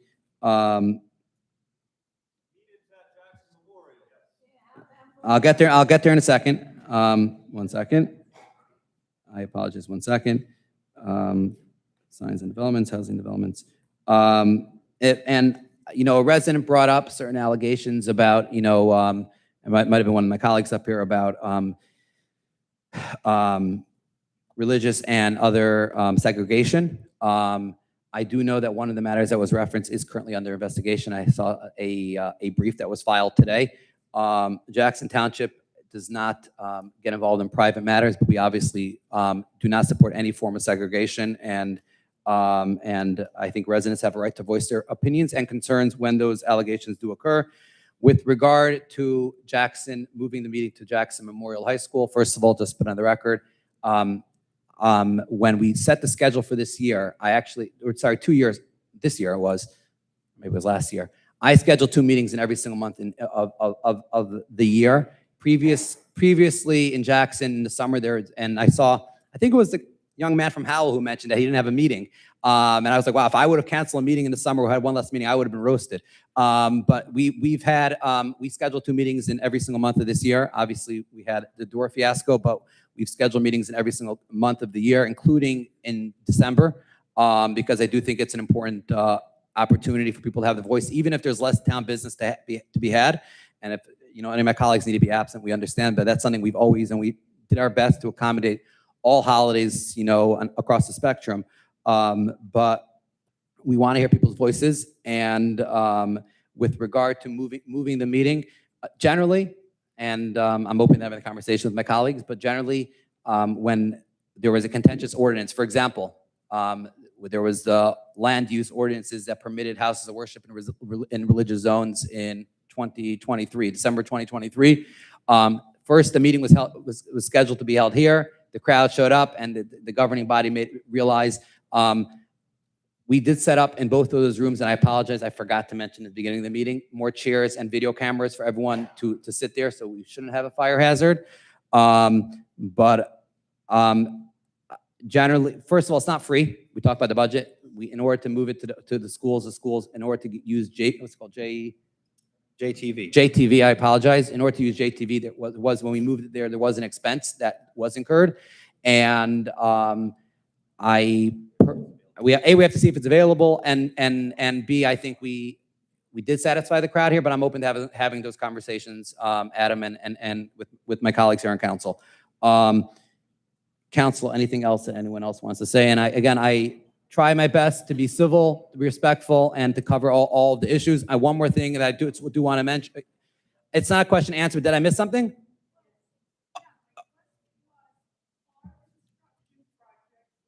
Okay, fine. Yes. So yes. So the short, with regard to a residential, I'm going to ask the business administrator if we could reach out. I do not know the answer to that question. I don't know if you get a permit to convert your garage or other work in your house, do you need to hang that permit on the wall? My understanding is yes. Okay. It sounds like we got the answer. The answer is yes.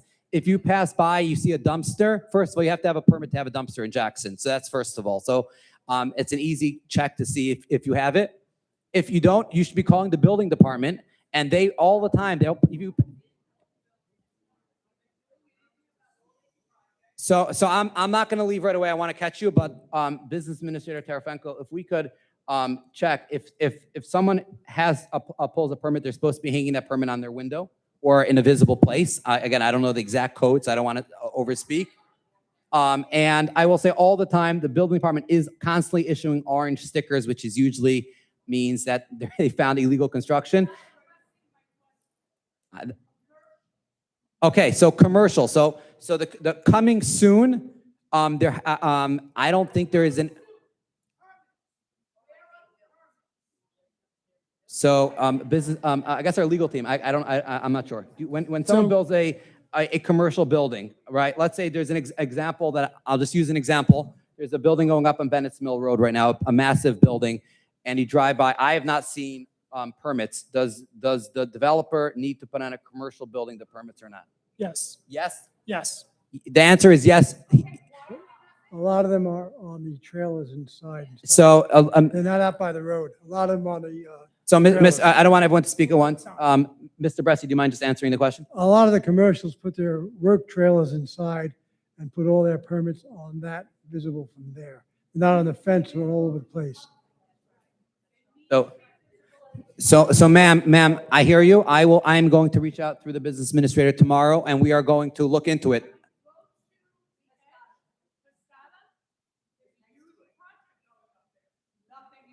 We will look into it, Mayor and Business Administrator, if we don't mind looking into that in that specific, but really overall throughout the town. And I went back and forth if I should respond to any other allegations, personal allegations. What I will say is that any complaint that has been sent has been forwarded, but I'm going to disagree. My children and my wife have been followed. And this is not political at all, but my wife has been followed in the morning. I had to come home more than once in order to follow my wife, and we've seen vehicles following her. It's America, a lot of driving roads, but come on, guys, if you have an issue here in Jackson, forward it to the right complaints, forward it to the zoning, forward it and if you don't trust our zoning and building department and code enforcement, feel free to email the state. But I think it is creepy, and I think it's unacceptable, and it's something I wouldn't want to happen to any of my colleagues here on the government. That's it. All right. We have a motion to close. I motion to close. Second? All in favor? Aye. Aye. Any opposed? And thank you everyone for coming and for being, having a great conversation.